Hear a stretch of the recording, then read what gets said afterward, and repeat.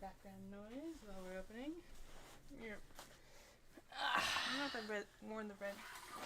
But I did not realize that I'd been pushed. Sorry, I moved it over slightly. Okay, I just knocked all my stuff to the ground. Sorry. I did not realize it was. Well, it's because the table prop was knocked back. Oh, okay. So the table collapsed when I knocked it. I should put all my yarn fuzz on the ground. Okay, it did look set up, and then it. I did not realize you moved all this stuff over. Sorry. Sorry. I sat down instinctively. Okay, now where are the rest of my... Well, I'm going to switch it over. I'm going to have both the rest of my things now. Oh, nowhere space called beside the chair. Owie. That's how I lose eyes. I put them somewhere and then they fall down next to the chair. I'm like, well, I've never seen that again. It's not working great. Let me do this really quick. Well, you can start discussing what's going on today, and then I can go from there. So much fuzz. So we're doing this. That's a bow tie. Scale. I know I was keeping some of these small pieces just in case I needed more wires for wizards.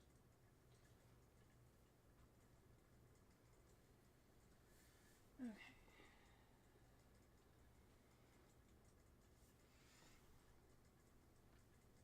Now it's attached to that.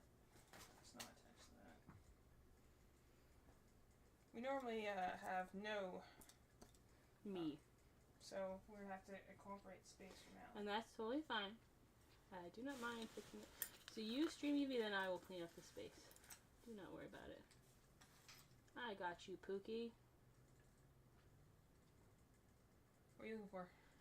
The background video music you have. Oh, that's why I took your thing off the screen. You gotta switch counts. You're on my personal account. I was like, dang, you've watched a lot of videos in the last 3 days. You gotta switch the account. Okay. That makes more sense. I switch over to Cozy Game or whatever. So I was sitting here, I was like, dang, girl, like, when was the last time we freaking learned a thing? Yeah.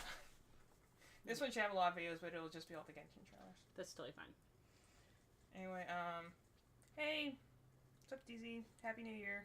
Hey-o. I'm here. I'm gonna crochet a little bit. I got my sister. Yeah, I'll be sitting in the little chair next to her. We're gonna be doing we just did a Target run, so we're gonna be unboxing some blind boxes. I'm going to be making tiny little scales because I made a Godzilla the last few days and he needs some spikes to go down his back. So I'm going to be working on that. He's got a very lumpy head. And I feel like once I give him some spikes, it won't look quite so lumpy. I don't know why it looks so lumpy. I did the pattern right. I'm like, I don't know if I just didn't fill it enough or I filled it too much, but yeah. That's fair. He's cute. The dude. I think he's very cute. But, sorry, so we're going to be here. I'm going to be getting a couple more scales made for him. Madeline's going to do some blind unboxing. And we're going to hang and chill for a few minutes, you know? Yee. First stream of the new year. And I knocked my whole thing over. Well, I moved it, and I didn't know that it was not. It was a group knocking. Yeah, it's like I didn't know it was not. Okay. So, I'm trying to get this little background music going, so just bear with me. Evie, you I'm just do what you always do, Pookie. I'm just putting in the chat. Yeah, you're good.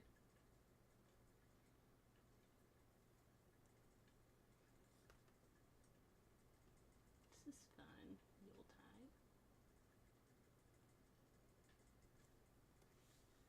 Icky. Fire and cauldron sounds. I don't think we need cauldron sounds. What? It's a little bit too scenic. You don't think we don't come off as enough as witches? Yeah, I was like, what? Pokemon and chill. That's what I wanted to watch. So we're gonna sit here, and also I think in the spirit of the new year, we discuss a little bit our thoughts of what we want to do for this year coming forward, and try and be on a strong, optimistic note. Yesterday was a little crazy. Madeline decided to go. I was like, I'll tell you in 1 minute. You'll need the visuals to go with it. Yeah, Madeline decided to go fight 12 men. I was in a street fight. It's crazy. Just kidding. It's not really what happened, but it's the funnier story. And yeah, we're If you want to pull up the green screen, I can go ahead and come up with something if you want to just pull it up behind you.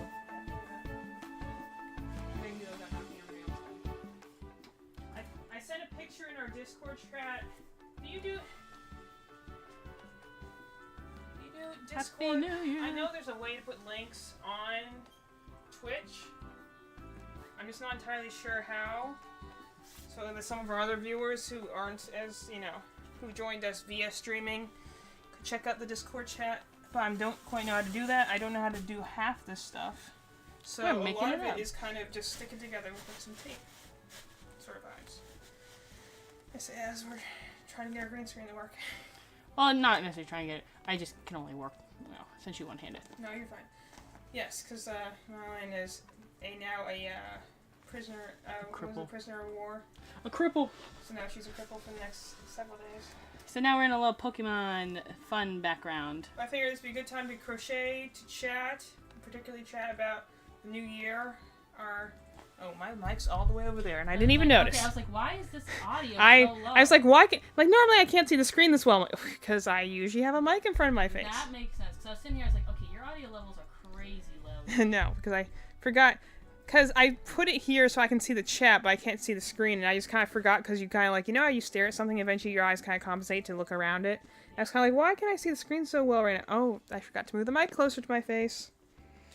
So we're going to just kind of, to reiterate, we're going to do a little crochet. We're going to do we did a Target run, so we're going to open some blind boxes because they were all marked down. So we bought many of them. And then we're going to discuss what we're going to do in the new year coming up. Some ideas of stuff to do in streaming days. Maybe a little bit about scheduling. Try and feel more optimistic about the future because it's only down here from here. Dude. It's only downhill from here, folks. That was a year. It wasn't even that bad of a year. It was just October after. I was gonna say, it's like really, it's just once we hit the fall, it was downhill. I mean, just fast. I'm gonna put this back here so we don't do anything off of it. You should put things there when I have multiple schemes I'm working with.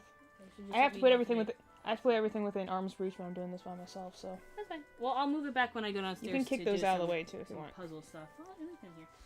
So I'll go do some puzzles. Oh, you can't see me at all. You can tilt the camera more. It doesn't need to. We don't need to see my sunken shadow squishmallows. You can tilt it over towards you. That's because the green screen only goes. No, it's fine. No, we'll tilt it over and then just pull this green screen out. Yeah, you got to do the little one on the side. Yeah. Yes, just tilt it over and then if you want to, just move the green screen over a little bit more. Yeah, it's okay. You see, break the immersion with me. Sorry. It honestly is very light. You can just pull it out. When it's unrolled like that, it's actually not too hard to move. Let's see what I can do. Yeah, you just grab it from the bottom.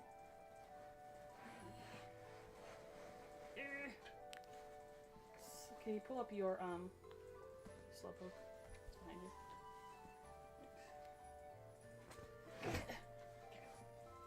you? Yippee! And then I'll just better immersion. This way. Yeah. Then I'll move it back for later. I mean, honestly, you can even leave it like this because it's not like they're really missing anything. I'm like 3 feet from a wall, so perfect. Being optimistic. Now it's with me.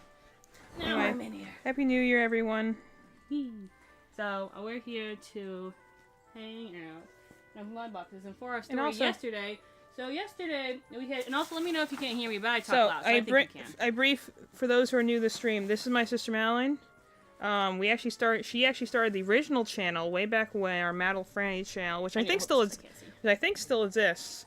But she started our channel way back when, and then we started doing it with each other for a while, and then we had a very incredibly crazy schedule, so we stopped doing it for a while, and then where's my coffee? Through a series. Did you not? I put it. I told you I put it next to the sink in our room. Okay, I'll go get it. But because I assumed when you came out of the bathroom you would come and grab it. I went through Olivia's bathroom to give her some stuff. Oh well, then that's why you didn't see it.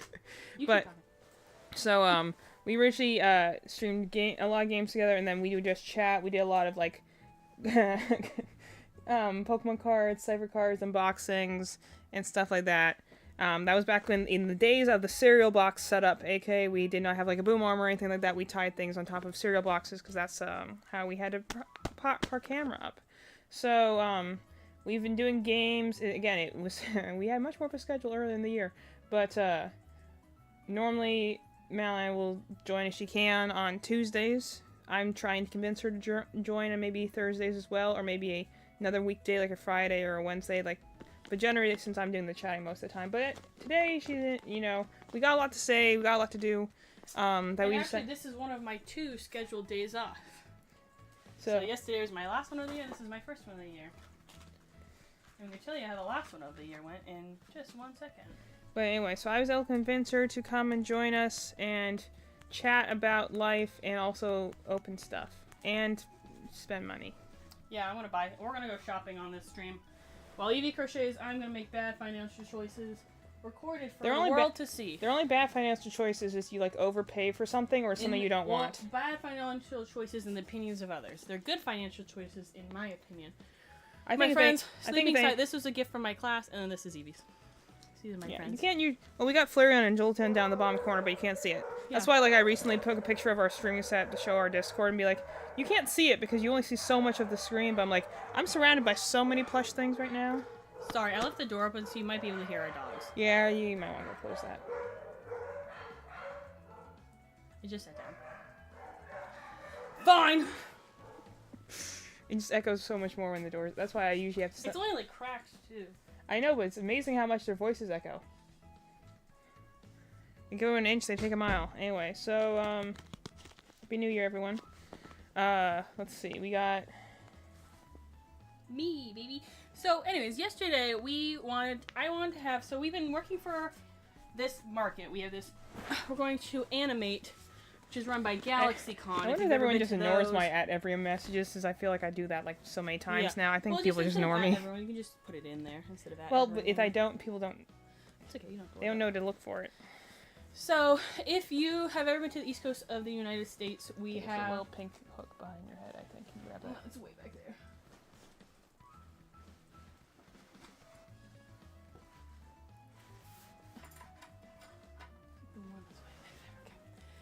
So we have this thing. I don't know where it is, but I know at the very least it's on the East Coast. That I just discovered this summer called GalaxyCon, and it runs kind of like Comic-Con and all that stuff. So it runs these cons, which is cool. So it's running this nerd thing. They have voice actors and stuff. So for ours, there's one called GalaxyCon this summer, and then we have Animate coming up on Friday, which is a bunch of voice actors from Has Been Hotel and stuff. So that's gonna be pretty cool. And we are actually vending there, but I've been working since it's a 3-day market and it's pretty big. So it might be. We've never done 3-day market for context. And I signed up for a really long time ago, where at the time things were different. We realistically could have had more than enough product if we were able to work consistently. Since I signed up since then, but stuff happened where essentially Evie and I had a completely 100% halt making items for the store, and only in the past 2 weeks have we been able to make stuff again. So we have just been, we're on a Christmas break from our first 2 jobs, and now we're working a 3rd one, which is our fun, and I love doing shop stuff. So, it's kind of like, work is never work when you love what you're doing kind of stuff. Technically, is it still work? Yeah, I'm still really tired, but I like creating. So you need your scissors? No, do you see a little clip somewhere that looks like a little hook? It's my stitch marker. No, I don't. Do you have another one? Yeah, but it's in my little purple bag, which I think is behind you. Oh, Evie. You love to torment me. The problem is it's behind me on the left hand bag. You can either grab the thing or just grab the little baggie. I'm just gonna grab the little baggie. Here you go. So, I will need the scissors eventually. I'm going to kill you. I'm just kidding. You're driving me nuts. She couldn't kill me right now because she only has one hand. No, I'm crippled. I only say that because I'm crippled. So we are working for that. So I was like, okay, we've been working for over 10 days straight. We're both exhausted. Yesterday I was like, let's take New Year's Eve and New Year's Day off, because on the 2nd, I don't know, it's just an alert. On the 2nd tomorrow we have to start, we need to go back to work, get our setup ready, load in, all that stuff. And then the 3rd through the 5th we'll be working. So I was like, well, let's take the days off. So yesterday I was like, hey guys, let's go to this brunch place I really like, because I want to have brunch as my day off. I'm like, woohoo!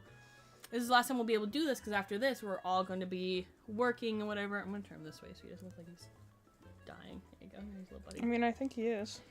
And so I went outside with the dogs. I brought a little Lego Sableye out that I was going to build together. I mentioned before we have 4 dogs. Yeah, and I went out with the dogs, and I was like, here, I have these toys they don't like. They were getting into dirt, and I was like, here, I'm just going to put these in the grass, and I'm just going to let them ignore them, or they can take them and bury them, or they can do whatever. I don't really care. They can just get into a mess. So I gave them those, and then one of them wanted to fetch it, so he kept bringing it back, and I was kind of ignoring him.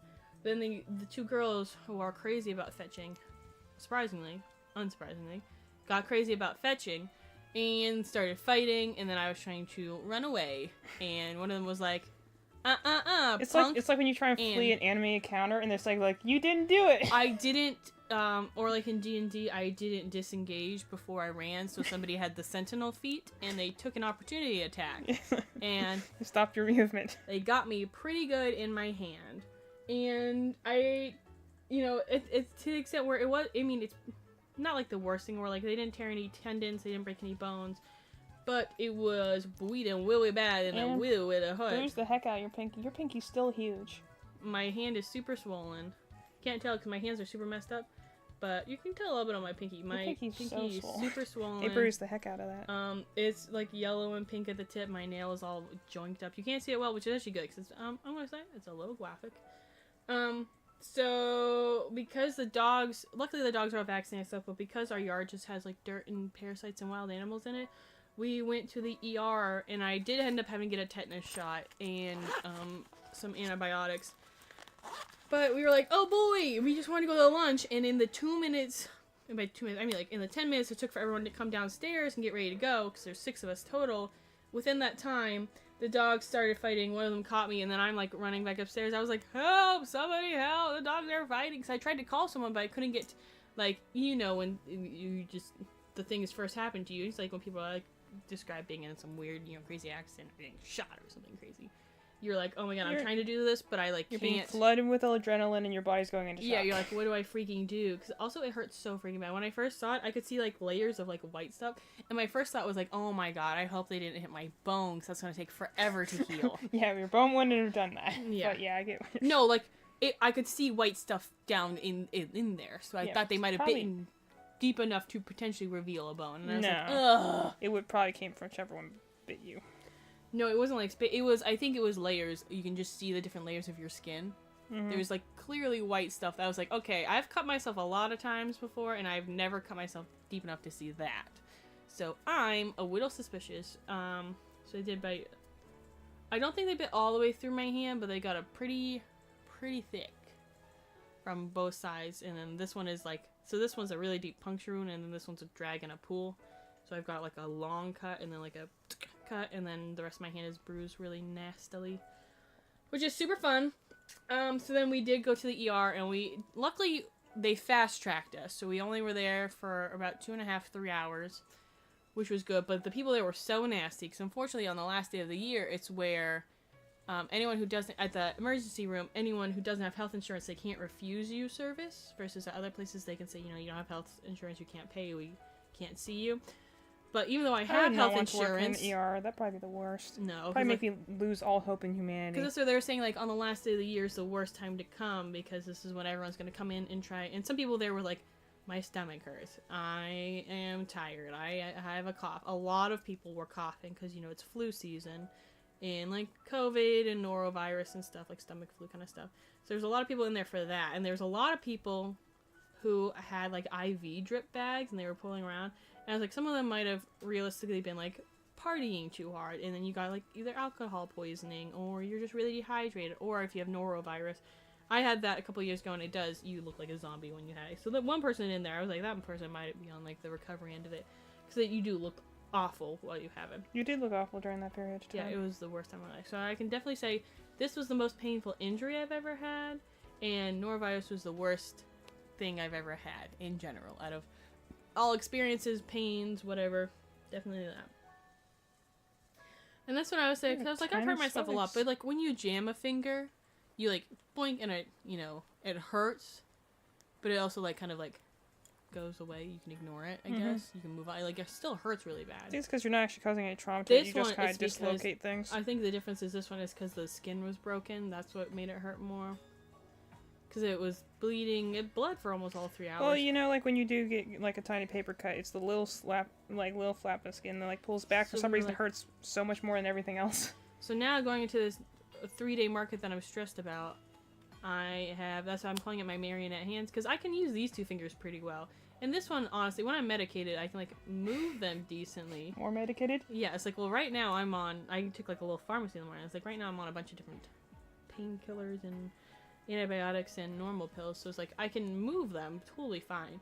And right now I'm pretty doped up, so You're pretty dope. I can do. It's like the first time, like that one after I moved, my pinky's really itchy because I think maybe a whittle infected, just a little bit. No, it'll be turning a different color if it's infected. It's probably just traumatized. Yeah, well, it's like it does have a little bit of pus in it, like an infection. Yeah, that's a trauma response to injury. So it's probably just if it's itching. That usually means that the things inside are trying to fix it, and so they're releasing heat and like stuff that makes you itch. But in case you're wondering, this is bumblebees. They gave me a bumblebee wrap. So they cleaned it, gave me a wrap, gave me a tetanus shot, and antibiotics. So I'm just rocking that, and then I go back to work on Monday for my normal 2 jobs. And Evie's gonna start working with me. Yay! Evie's gonna start working at my job with me. I'm really excited. I'm a little nervous. On Mondays, she's gonna be working at my first job, and on Tuesday, Thursday, we already work at the same second job together. So that's already so now we're gonna work more together. Yippee! That'll be another thing to bring up for like the New Year's, like at least until like May or so. Morning streams will probably be like Wednesday and Friday, because Monday, Tuesday, and Thursday I'm not going to be available until afternoon. Because she's working. So that's why we didn't even want to stream yesterday, and that's why, because I was in the ER. Yeah, well, I went and being like, the emergency room! I'm like, it's like New Year's, you know, like if I do it at least early enough, people will still be able to hang out and chat, and then like that happened. So I was like, well, I guess we're not doing that. Yeah, so now we're going to open some stuff. Because I want to, and I can. What is this? No, this is stuff I want to save for later. There's a water thing. Okay. You can open my little stitches if you want. I would like to, but I'm just getting a garbage bag ready. Take the garbage. Garbage?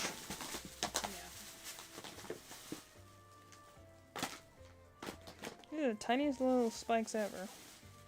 I gotta get some scissors. Oh, but I'm so tired. Yeah, it's almost like your body sustained a major injury and is trying to heal itself. Yeah. So while I'm opening things, you may talk. You can have your stream back as a little treat. You can have it. No, I'm just kind of giving time for anyone else who wanted to hang out to come hang out. But I imagine a lot of people are either like passed out from yesterday or... A lot of them are busy with family. A lot of them are newlywed or... My thing is like, so what did people do normally on New Year's? Because I'm like... I understand like the whole wait until midnight, you know, but I'm like, what do people do on New Year's? There's not like any New Year's traditions I know of very well. Well, we have some, but ours are food related. Yeah, but this is the day after New Year's, I mean. I don't know. So. Good question. 2. I gotta get up. Yeah, really crunch. Scissors. Now I'm making these tiny little spikes for my Godzilla. And they are indeed exceptionally tiny.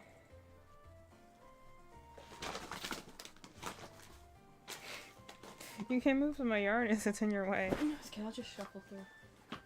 Shuffle through life? Pretty much.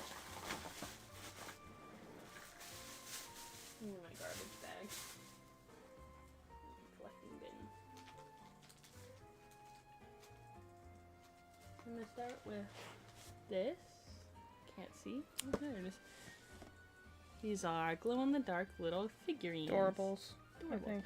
We got this one because it's got a stitch in it. I like Stitch. And I like blacklight things.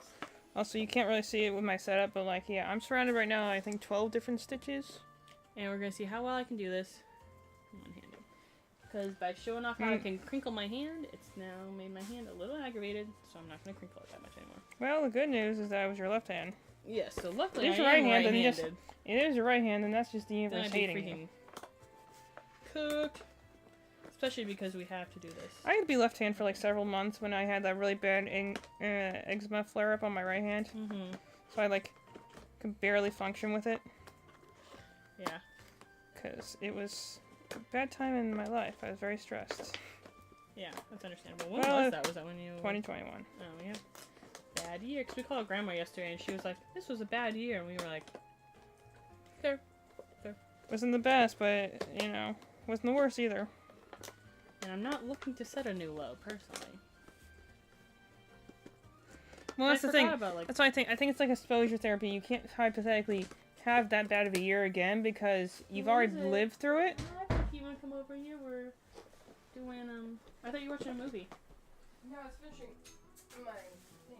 I mean, hypothetically, we could never have that bad of a year again because we'll always be able to, like, you know, when you have, like, the worst marching band show, you can be like, well, this is bad, but is it as bad as that one time? And also, that one time I did survive, so, like, it's like exposure therapy, where you're like, well, I already lived through this once, so surely I could do it again. Yeah. Even if it's still gonna suck in the moment. 1, 2, 3, 4, 5. It's kind of like how many times you've broken various, like, toes in Winterguard. Yeah. Which technically, somebody texted me and was like, when are you coming back to Winterguard? Never. Next question.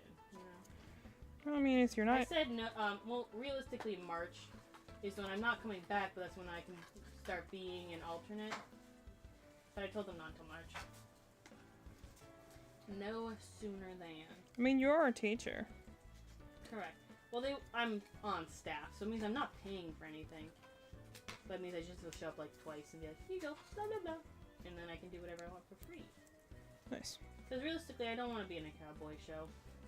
We were just in a cowboy show. I know, exactly. Olivia, do you want to come over and hang out? In a minute. I'm trying to clean up my space. You guys trashed my desk. And by you guys, I mean Ellie. I was going to say, by us, I'm like, you mean your neighbor? I'm like, you guys does imply us, and the guy who you're talking about is actually the only one not here. Because I need to clean off my desk, too. You have trash. You need a trash bin. You can use this trash bag. I'm going to. I'll scooch in and get your bag. I like to cut them. Oh, watch out for my drinks. Okay. I like to cut the boxes into little guys. Oops. And then I like to glue these to things like little collages. It's like a little rat thing. Or like a crow journal. Yeah, I've done that before and that really hurts. Not as much as running into the posts of our bed. Anyone's ever gotten one of those IKEA built beds? They have like the roughest edges ever. What stuff, Olivia? How mad would he be if I brought all of his crap to the garage? Probably like a 10 out of 10. You can at least bring it to his room. Well, he can suck it up, because this switch box has been sitting here since I moved out like 2 years ago. Oh, the switch box? Yeah, you can move that stuff. Yeah. Let me just make sure you're not moving anything that's mine in his space. Well, if it's left on the ground, it's automatically moving, because the ground is not the correct space for it. It's fair. Dang, watch it be like 90% my stuff too. Well, most of your stuff is over there. It's been here since like a year ago, so now I'm finally mad enough to move it. So I hope you don't need this camera, or these cords, or this Alright. Well, I'll come over and look at it in a minute or two. Or Also, just put them in a bin and then put it I was like, it's been over a year now. somewhere where I can go see it later. 2, 3, 4, 5.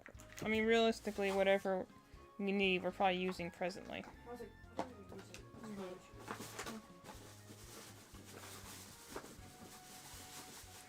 Alright, Evie, tell us about your New Year's resolution. Mine is I don't know, when you play, like, whenever you call, like, a New Year's resolution or, like, a life change, like, well, that means, like, it has to be so, like... Mine is to, at some point, I would like to work on cosplay this year. That's my resolution, is I'd like to make one cosplay. That's my a singular Bars cosplay? low. Bars. Easily achievable. Here's a little frog we got. Sorry, he's green. So he's, like, getting stuck in the green screen. It's not as bad. Frog Remember with that a one little- potion bottle I have that's green? I brought that up and it's like I didn't realize until I got up here that it was the exact same shade as the green screen. I'm like, wow, now you can see through my chest. Tiny Stitch. Tiny Finding Nemo. Favorite Pixar movie? Thoughts? I just remember which ones were Pixar. Well, favorite, like, I guess just, like, classic Disney/Pixar movies. So, like, Finding Nemo, WALL-E, like, all those count. I honestly, I respect Finding Nemo a lot. I actually would not rank it very high for myself. Really? I don't care for it a whole lot. I don't know if it's just overexposure. Like, there's some movies that I don't like because of overexposure. Like, my grandma was really into Beauty and the Beast for a while. I'm just gonna put this on your lap so you can talk clearly. Yeah, I like Well, our mumbling into the cousin camera. is really into, well, it's hard for me to understand if I'm not looking at you. Our cousin is really into Beauty and the Beast. Audrey, I believe. Well, Grandma was really into it for a while, too. Yeah. So, like, we watched the movie a lot, and it was just one of those things that, like, that's why I'm like, honestly, I enjoyed the remake a lot, because I'm like, the other one has kind of become a droning thing for me, so now I can actually enjoy this thing again. Interesting. That is interesting. Oh, wait, did I ever make 4 of these? I don't remember... Now I have 5, I guess. I don't remember watching that movie too much when I was younger, really. Well, it was also, you know... It was the eerie years, so you probably blocked out a lot of that. Fair. But, I don't know, we were looking through the things from movies the other day, and we're like, which ones do we want to watch? I'm like, I don't know if there's a lot of ones I would necessarily be like, I want to watch again. Like, you know, it might be things that you'll be like, oh, let's, you know, we watched WALL-E or something like that, or... But yesterday like, we watched the Lego movie and the Lego Batman movie, and both of those still hold up pretty well. Yeah, well, I think a lot of Pixar ones are good, but there's also a lot of the ones where you're just like, this is going to hurt my heart, so I can't do that today. That is so true. A lot of them are so beautiful that, like, when I watch Soul again, I'm like, feelings. Because it's not necessarily like, oh, super deep. It's just like, it relates to, when I first watched it, it related to where I was very much in life. I'm curious, opinions on Onward, the one with the, like, the two, like, troll brothers? I don't remember exactly how I felt the first time I watched it. I think it's interesting. See, the way I feel about it... I don't think, considering I don't remember a visceral reaction, I probably was like, I think what it's... okay, cool. I think the overall message it's trying to get across is very good, especially when it talks about, like, grief and stuff like that, and, you know, like, growing up without a parent. The whole thing is the one guy's like, you know, he wants to know his dad, he doesn't feel like he knows him, and then realizes that, you know, Isn't like... the other guy, like, his brother knew his dad, but he left when he died when he was really young? young? He was like a baby when his dad died, so he has no memories of him, but it's like his brother does. But his older, that's what I say, his older brother was, like, and young. Also, and, you know, like, he's, like, the one, like, nerdy guy, and his brother's, like, very into D&D and stuff like that. The biggest thing that I just didn't care for, because I thought that they could have done so much more with the setting, was the idea of, like, when they showed you the trailers, the idea was, like, mythical creatures in modern day, you know? And, like... humanoid creatures with horns is what it always is. Well, because they had trolls, they had, like, again, a blink and you miss it sort of thing, but mermaids, centaurs, wizards, magic, stuff like that. But the idea is, like, what if... I think his stepdad was, like, a centaur, right? Yes. Or, like, his mom's boyfriend, more accurately, but... Okay, I didn't remember if they were, like, engaged. Or, like... just mom's boyfriend. I feel it is, like, kind of like, you know, kind of like with a... And I feel like for somebody, yeah, it's like for somebody who's lived that experience, I think it would hit much harder. So, like, for Soul, for me, because it was about, like, career and life and, you know, seeking whatever, it was like, for me, that hit pretty hard, because at that time, I was, and it's still, I mean, it's still very I think Soul is a good movie. I think it takes the biggest issue it has is it takes a little time to get going. Mm-hmm. The second half is very... very good. It's strong once it starts off, but the thing is, like, the film doesn't start in earnest until, you know, he's in a cat. Yeah, really. Everything before that is kind of just big build-up, and so, like, it takes a little while to get going, which is its biggest flaw, but I don't think it's necessary. End, I was like, wow, that's very impactful to me personally. Like we talked about before on stream, it's easier to forgive a slow start than a poor finish. So true. But the reason I bring on Onward is just because it's one of those movies that you go and look at and be like, I should have liked this more than I did. Because, again, we have the mythology in here. We have the one brother's like a D&D nerd, so there's a lot of D&D references in there. Which, you know, is, like, they call mythology, but he's like, no, this is real stuff. And it is, because it's, you know, it's a world of mythical creatures. It's just, for someone who's going to be like, okay, mythology in modern times, there's very little they did with it. It was like, you saw, like, maybe, like, a mermaid in a pool, and then, like, you know, centaur goes in a car, and you're like, okay, so you pretty much just put mythical things in modern times, and there's not really anything else. Like, I thought they were going to do stuff like, you know, like, how did they adapt differently based on the kind of creatures we're talking about here? Instead, they're like, no, it's essentially the same thing that kind of bothers me sometimes with aliens when you do sci-fi. That's the thing I liked about Mass Effect, as that's why it's one of the few sci-fi things I like. I know DZ likes sci-fi quite a lot. But is when you use aliens as just essentially races in, like, different skin tones, where you're like, you're not actually going to be like, how does this culture different? Very Star Wars. Yeah, you know, you're like, this race has it so that they have no ears or something like that. How would their culture and stuff be different? A lot of times it's the same exact way as, because I feel like always the universe is so vast in its scope already, they're like, we're just not going to do that, that's too much.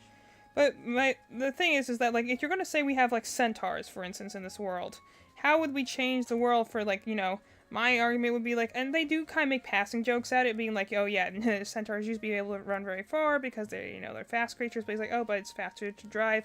That's kind of the point of the movie in terms of the mythology of it, is the idea, like, why did magic go away and stuff like that? Oh, well, electricity is easier. It, you know. Which is something interesting I always thought about when watching Harry Potter, because they are in the modern era with, like, cell phone, like 2000, early 2000s, so they have, like, a cell phone and, like, flushing toilets, but they still magic, like, the castles are still magic only. I think there's some, like, tradition. So I think it's, well, I think it's also nice because you're like, why do they do that? And it did play into the world building at the very least of, like, well, they're very into traditions, and that played into, like, the whole conflict about the pure blood and stuff. It's because it's all traditions and stuff. I was kind of saying with a lot of things. But, like, I've always been curious about, like, you know, whenever people do those, I think it's, like, kind of like magic punk, I guess, where the idea of, like, in a world where magic exists, how would, like, different technologies would have developed differently. Like, the biggest thing I think about, oddly enough, Pokemon does a pretty good job of this in its world building. Like, in a world where you can have, like, a mouse that can make lightning bolts, you know, how would your development of, like, electricity would be different. Like, you know, they power things off of, like, Voltorbs and stuff like that. Or Chanseys are nurses because they're natural nurses, you know, like, so they're usually your things you're gonna find. Like, it's not the best. It's not the best thing in the world, but, like, you know, they at least still feel like they have some consideration as for what, you know, how would this world work, and, like, would you need to develop electricity the same way if you had magic that allowed you just put, you know, charges at your fingertips? So I'm surprised that they're like, technology's easier. I'm like, I feel like parts of magic are easier, and then technology would just make the magic easier. Not technology would evolve the same way. 'Cause technology evolved the same way to make, like, us easier. Yeah, well, it's, you know, How are you doing today? Yo, what's up? What's up, Jasmine, Chrissy? I'm crocheting tiny things for Godzilla, and she's opening blind boxes. I believe her current one is Hello Kitty. And we're discussing the nature of magic and modern technology. So it's like, how are we doing today? So welcome to the stream. Pretty good so far. We went and got some breakfast, and now we're doing our favorite thing, which is just yapping. But back to what we were saying, I feel like when they developed magic areas, and then they're like, yeah, society changes exactly the same, I feel like it wouldn't, I know it's, like, hard to kind of, it's a big scope to rationalize. Oh. But I feel like, glad to hear that. Heart emoji. Bing, bing. Purple is her favorite color. Hopefully you're having a good new year. Yeah, I was like, happy new year. Hopefully you're having a good first day of the year as well. Very much so. First day, best day. Let's freaking go. I would like to see, like, something, because I think Harry Potter does that well by having it be like, there's no happy new year. Yes, also, my favorite color is purple. My favorite color is purple. That's why I just said. That's what she's saying. You're like, oh, really? okay. I was like, my favorite. That's why I said purple heart. That's her favorite color. I didn't hear you. Sorry. You're also my melody with a little. She's got like a little moon. I don't know if I can say a favorite color. I'm very fond of shades of blue right now, but I also really like red. Yeah, I always tell people when they ask that your favorite color is blue.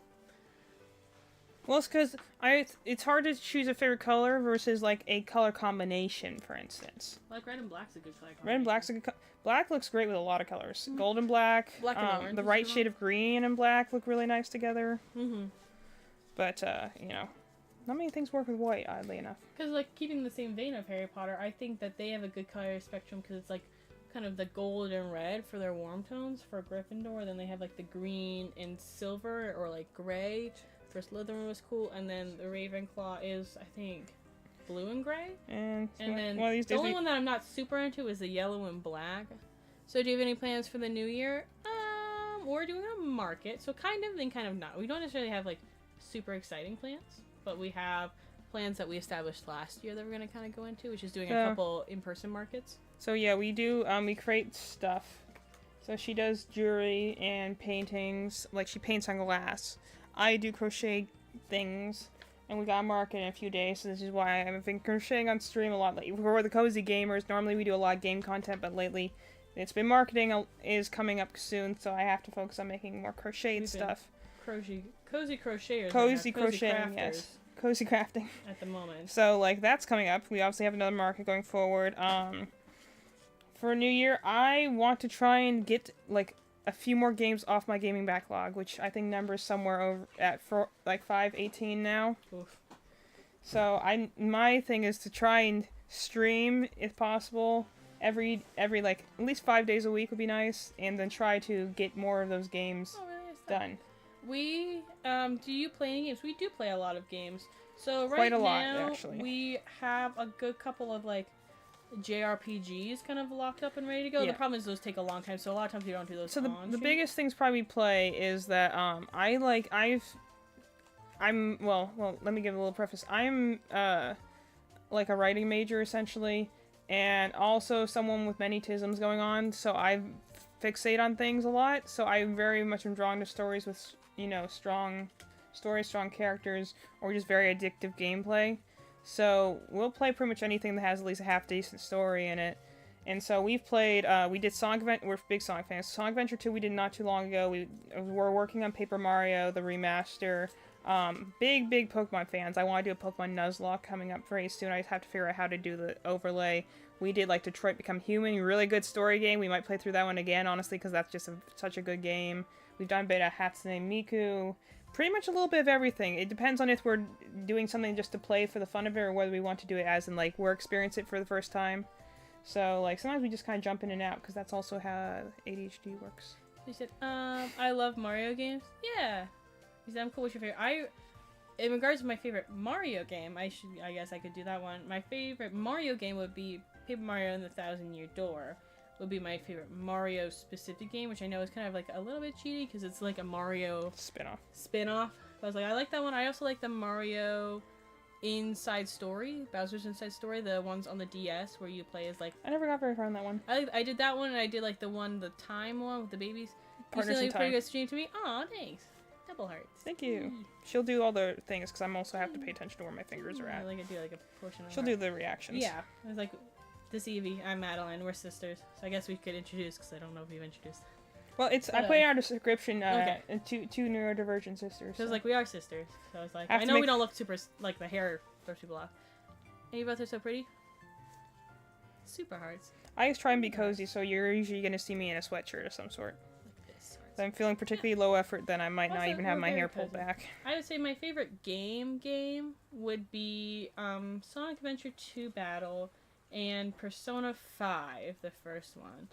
Those are my two like favorite games of all time, and they have their upsides and their downsides. So it's like, that's that one. Yeah, I was like specifically looking into kind of Mario games. A lot of the Mario games. yeah. Oh, you know what's another one I really like? Super Paper Mario on the Wii. Yes. I do like that one a lot. I like the aesthetic of that one. So Paper Mario, The Thousand-Year Door, Super Paper Mario, Mario and Luigi Bowser's Inside Story, like that one. Mario Sunshine? Super Mario Sunshine, that's a good one. I have dropped You Follow Catch more awesome content. Aw, yay! Thank you. Thank you for stopping Appreciate by. yours. We appreciate seeing new faces. Yeah, it's like eventually once we get past this market, we'll set up like a whole little like ding thing, so it'll like give us like, the notifications. when Although, people yeah, follow and like a little, well, before we get back to our original chat, on the idea of New Year plans, like I said before, I would like to try and do more streams to try and get through more games. So, like, we'll discuss a little bit, like, potential games we could have playing going forward and stuff like that. But also, I would like to, I also, like, for anyone who's not aware or who's new to the channel, we have a YouTube channel under the same name, Cozy Gamers. I believe there's an underscore between it, but that's where all of our past streams are right now. I would like to try and edit those down into more digestible videos. So, my kind of goal is... Where are you from, if you don't mind me asking? We are from North Carolina. So we in America. So we are on the east coast of the United States. In North Carolina, it is like halfway through the east coast. Yeah. The north of the south. Yeah, it's like, because we've had a couple friends on here from Germany before, and I think DZ said they were from Algeria. Algeria, yeah. It's like, so we have a good couple, and we have a couple friends from Pennsylvania who show up on here every once in a while. So yes, we are from North Carolina, big old Southtown, USA. Well, we're the north of the south. The northern of the south. You won't go much souther than this, and you get real country. Yeah, so it's like, hello, how was your New Year's? Hi, Ixie. It was good. How was yours? Good to see you, bro. That's every time I have my hand. Kamelion just went over and she wrestled a bear. Version, She wrestled a bear. I fought 12 gangsters in a parking lot They got a I had lucky to go hit. to the emergency They got a room lucky hit in all on her. yesterday. So yesterday was very tiring, I would say, but today's much better because we went to get some breakfast and now we're relaxing. I'm opening some Breakfast blind makes boxes. everything better. Yeah, we're just chilling. We're just having a slow, chill day, starting off the new year with like some good vibes. Fist fighting during New Year's Eve. I see. Yeah, I was. Yes, she was. I was fighting 15 gangsters. Supposed to have brunch, and she just couldn't. She had to go I collect said, her guys, debts. get ready for brunch. And then I was like, who's this? Someone was standing next to the car, and I said, why I oughta? You trying to take my lady? And then I started fighting, and then his gangster posse came out, and they started snapping like West Side Story. And then we got into a dance fight. Do they actually but do I that? don't have a split Do they actually ready, do that in West Side Story? I actually don't know. I've never seen that movie. I know it's like a thing people bring up, but I'm like, oh, you know do they what? actually do that? Did you know Elvis was supposed to be in West Side Story? That would make sense. He was, but then I watched this really cool YouTube video on Elvis's movies, and he actually wanted to be like a movie star. He didn't like. He obviously was good at singing, but he's like man. But he also like wasn't like the super most business. Seems minded like a guy. lot of singers want to be actors. his manager was like, oh well, no, you're not gonna be a movie star. Be in all these bad B movies, and then that's how the Elvis genre movie was born. I don't. Elvis is very much before our time, so I don't know. But it's also very exactly. recognizable because it's definitely a pattern that has not died yet. Unfortunately, people still end up in bad situations like that. Yeah. 1, 2, 3. But I was like, 4. that always reminds me. I have not seen my story. I didn't do anything for New Year's. I just waited for sorry, I'm like half blind. For the ball to drop on TV and then watch the fireworks outside with my parents. I love That's fireworks. true. We didn't actually have any You know fireworks in our neighborhood for once. There was fireworks. You know what's so funny? We watched like our local town, like the ball drop. They drop an 2, acorn. 3, It's 4, so funny. 5. The camera was sitting behind. Somebody had their phone up, so you couldn't even see the acorn hit the bottom because somebody's phone was in the way of the camera. I was like, okay, so our big, whatever professional news station couldn't put their camera high enough, so we actually couldn't even see. Like we had the ball drop on for like the New Year. So like, the maybe York the New one. Year didn't start. We never saw We the ball never drop. saw it, and ours has like an acorn that comes down, and then it didn't. We couldn't see it get to the bottom Because someone had their phone right in the phone way. was in the way, so we It was never like, actually but watched that. there wasn't a camera operator who said like maybe we should move the thing Well, up. here's the thing: we've been in many parades on TV, so it's like we know like what the parades are, and we know they have this big arm for the parades because they're like, hey guys, sit on the right side of the screen, and then they always put the camera on the wrong side. If you don't mind, can I suggest you something about your Twitch? Sure. We're open to suggestions. A lot of this stuff is like long-term goals because 2, we 3, are 4, 5, 6. dying. Just kidding. We are trying to get through this weekend. You may suggest and then- it, and we may reject you, Yes. or we may accept it. You're always But free the to option, suggest. you're allowed to speak. Whether we You're agree with you will always- be we- different, but we you're always always allowed to appreciate- speak. Well, it's like we also 'Cause we- appreciate constructive criticism because a lot of times I was That's assuming how it you was do going to it. be a good suggestion. I always assume it's criticism. So that's just the two ways we look at it. It's just like my teaching partner used to be the kind of way of, I would be like, oh, it's partly cloudy today. She's like, I call it partly sunny. So I was like, it's just, you know, She's definitely not a partly sunny person No. right now. you always need someone to look at your glass half full to pair with someone who looks at it half empty. No, we just have the vibe of like, I'm like, I don't want to be a hater. You're like, I will be. I'll be a hater. I I'll have be a the meme for hater that. for you. Yeah. I'm going to cut some more boxes. And I know, based on, I've watched Evie stream, I know there's like a decent delay in when you're typing in your chat and when it comes up to our computer. I will look into fixing that. I mean, as it's honestly soon- on like the bottom of the to-do list. There's so many Exactly. other things that are not yeah, working so, like, right we now. need to like get just some stuff set up. Just Well, because right now we're literally like the laptop's on the floor. it's on a box. There's we, a we- tissue. we moved it up. There's a tissue holding up the camera. Like we're Okay, that's just because I was trying to find something that was like I could compress. yeah. I didn't want anything that was gonna get stuck. Our cords. It looks like an octopus. A lot of this is functional. Well, I can help you with that. Basically, I'm an artist and I work for streamers for the. I'm trying to read this. For the stuff like VTuber models, logo banner, panels, animated OS overlays, and music, much more. If you allow, I can show you my portfolio. You totally can show us at this moment in time. I don't think we'll. So can you please drop your Insta if you don't mind? We actually don't have an Instagram. We don't That's have. a great I question. could have We sworn do not have an Instagram yet, but let me We should think of another way we you should show get it to us. we should get on that at some point. You can just give them your shop Instagram. It's like No, but we don't. But that one's That's a also. different. I'm trying to yeah. think of like a good way you could Trying to send think it of us one that's instead. actually active right now. It's like we have a Discord, but surprisingly enough, we actually do not have. Well, that's another thing. Yeah, we have our YouTube channel, but we actually don't have an Instagram or Twitter or any social media for our account yet. But if It's you because I'm not very social. yeah, do you have Discord? We do have Discord. We can definitely send a Discord link. Yeah, trash can go on, Olivia. That's our other sister coming through here. I can put the Discord link in the chat. Yeah, man, has to log in through our Twitch. Give me a second, I will log in there. Because right now, I can definitely say at this exact moment in time, we're not going to commission anything at this exact moment, but I can definitely would love to appreciate. Here's my Discord. Thank you. I was like, I will add you on the Discord. No, that's what I'm saying. Like, we have, like, the most functional thing we have is that we have a Discord Invite a channel. friend. We haven't exactly figured out how to do the social aspects of it because, socializing is difficult. It is for me, at least. I have, essentially inhibitions on any sort of human interactions. Okay, and then I'm gonna put this in our thing. Increase. That might just be good to have around. Yeah, because right now we are just doing our best to survive. Well, right now we're trying to get the thing functional first. This is so true. So I'll go in our thing and I'm gonna Right now do like it's a just- linky thing. I'm Like trying to work on a decent schedule, honestly. Yeah. Because whenever we schedule something, I will miraculously be like 2 hours late. And that's No totally matter. fine. Well, the one time I was like, I'm going to do this Genshin Impact thing at 7 today. And like our schedule seemed so free, and then we didn't end up here until like 8:30. I'm go. like, how did I? Every time I schedule something, it just doesn't even do anything. Like I try and be put together in scheduling and stuff. Oh, I'm going to have an extra one of these things because I Oh, you're not paying made. attention? Yeah, That's okay. It said make 2. I just made 3. I'm like, oh, That's okay. I'm just gonna have a lot of extra spikes then, I guess. Not necessarily a bad thing. It's just one of those things where I'm like, oh well. So that link should be to our Discord. So You do it if to wanna your join Discord or that- the Discord channel? I do it to the Discord channel, so Okay. it should add you to our stream Discord, so you can hang out with all the homies. Let's see.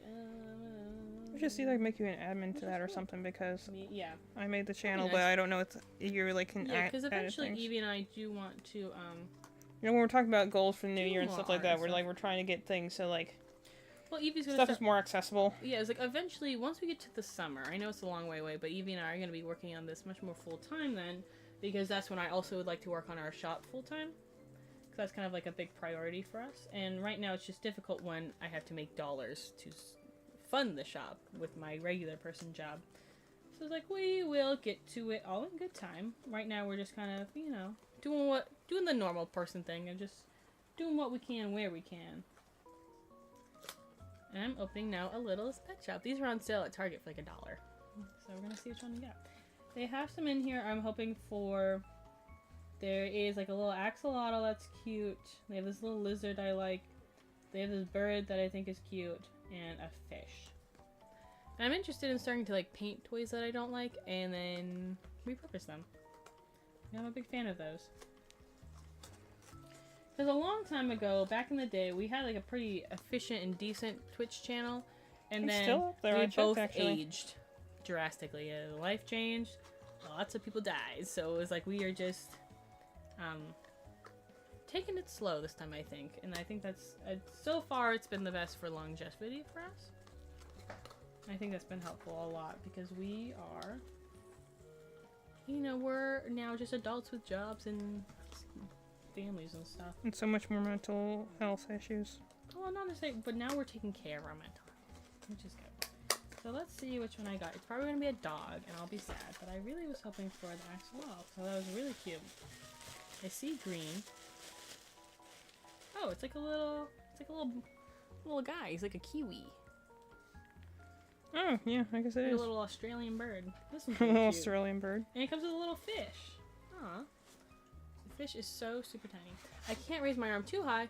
I have sent you a friend request on Discord. Can you please accept it? Yes, I'd love to do that. Thank you for sending it to me. And so I connect 2 pieces.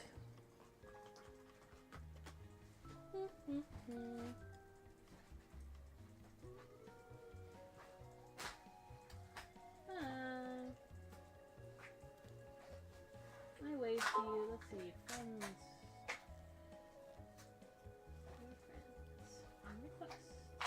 Requests. I hope I'm doing this right.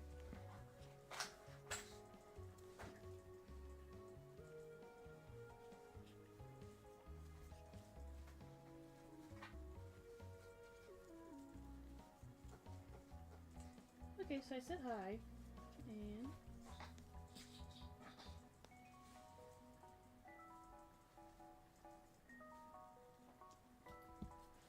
there you go. I accepted it.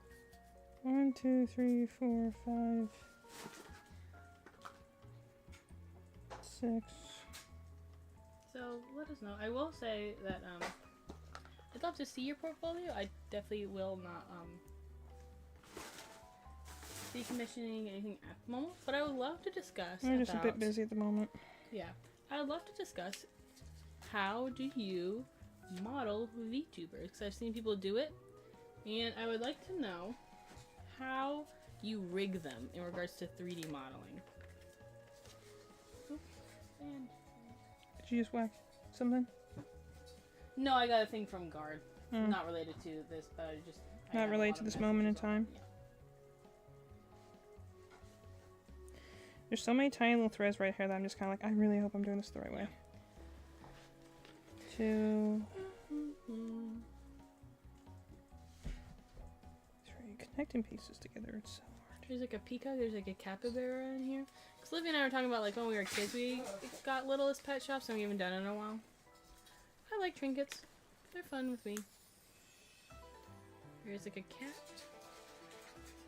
Excellent. Either way, when I saw people doing VTubers a lot,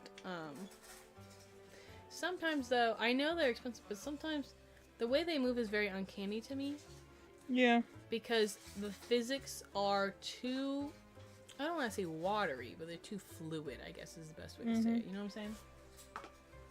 Like a lot of times they're just way too fluid. And that's what kind of bothers me. Because I'm like, there's no weight to their animation. Well, I think that's also because most of the time it's like a motion capture thing that does it. So that's what I was telling you about when we were talking about Destroy earlier. I'm like, honestly, I think it's not just the technology of motion capture, it's like you have to be skilled enough to make it look good. Which is what a lot of those narrative-based games just don't get right, is that they use motion capture like, hey, look at us using motion capture, but it still looks kind of flat and lifeless. Like all the Call of Duty games. A lot of those games, I think, use motion capture, and you're just like, that doesn't look right. Yeah. There's just a pouch here with one of my teeth in it. Ew, that's One of gross. your teeth in it. Yeah, one of my molars. Ew, that's Oh. gross. Those are my molars. Ew, Olivia. Okay, well that's weird.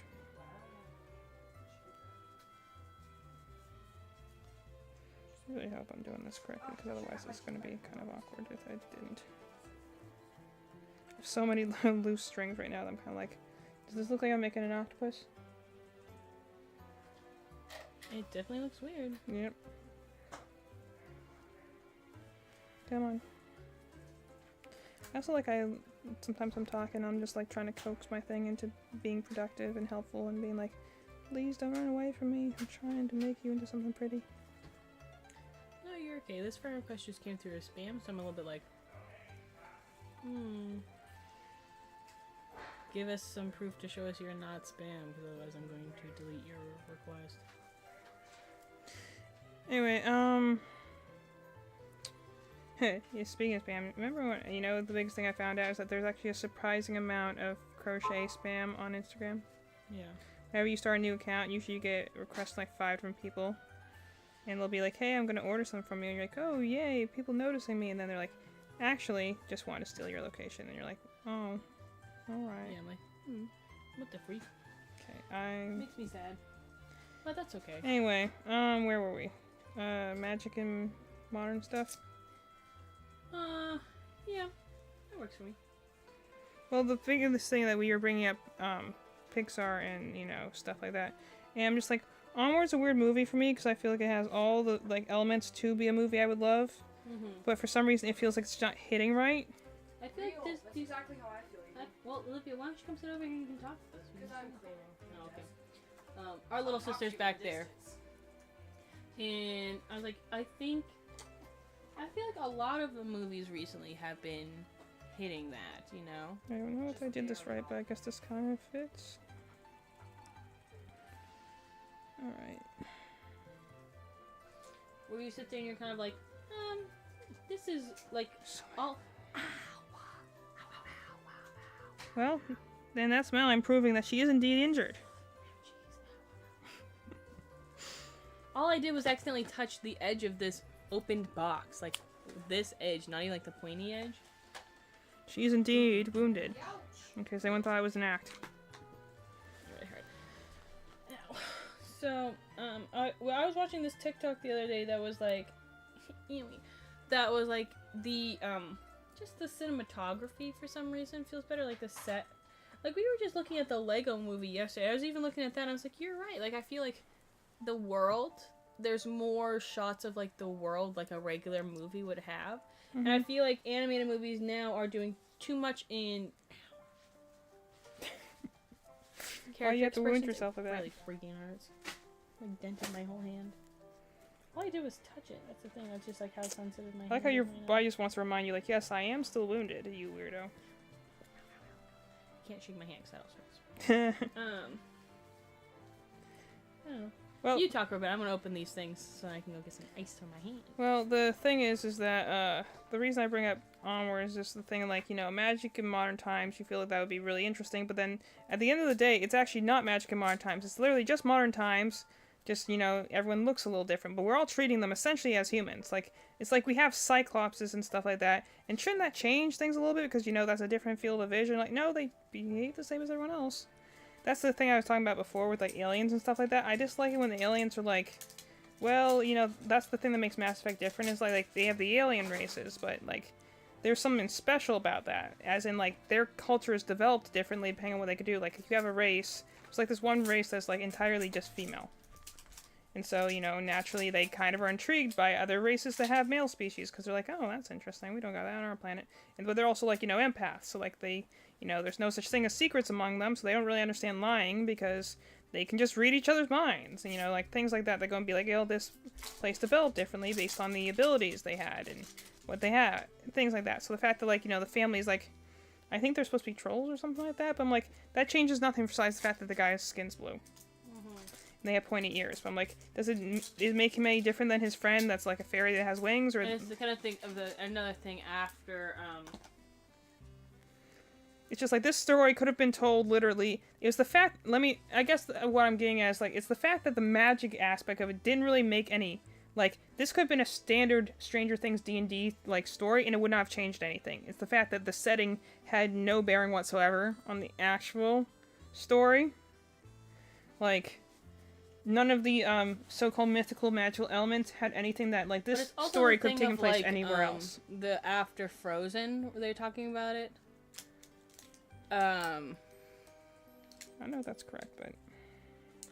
Or they started doing different character models, like Tangled and Frozen, where they have the really big eyes, the really small nose, that kind of stuff. It's like you lose a lot of characters can look like that, but you also have the characters that don't look like that. So when every character looks like that, and that becomes the new standard... I feel like you just lose a lot of, because then everything becomes... Or the adorable protagonist. Yeah, I was like, it just female variety. Big and pop, and, you know, exaggerated. And it's like, you just lose a lot of, I feel like, different... Because you have stuff like How to Train Your Dragon, which is another I think of, where they have bigger eyes, smaller noses, but you have a variety within that range. Versus you have Frozen and Tangled and even Moana. Well, blind Moana next to Rapunzel next to... Anna next to Mirabelle next to, I don't know, Asha or whoever is from Wish. What looks similar about all these characters? They are all, again, they have the adorable personality, but they are brave in a way, and they have like the same eye structure and face structure, and I liked a lot of those movies. I don't want to say like the movies are bad, because I liked a lot of those movies. The biggest issue is just like the fact that, like, again, I remember when I saw the trailers and they were like doing like, and they're looking at like the new one, Asha from Wish. I'm like, okay, so this seems like the exact same thing they've done again. This is like Rapunzel with a little bit of Mirabelle, a little bit of Moana, and then you realize all these things are actually kind of the same. The only one I give a pass to on those is Rapunzel, because she was locked in a tower her whole life. I think her personality matches that. And she also, that movie just came before the rest of them. And then her movie was peak Tumblr era, dude, so she was a product of her time very much. And then, like, Mirabelle, I also give, because I think she has enough going on besides the adorable traits to make her a distinct character. But everyone else, I'm kind of like, okay, we have yet another person who can't talk right and is clumsy but has big dreams, you know? And you're like, this can work, but now you're starting to look lazy.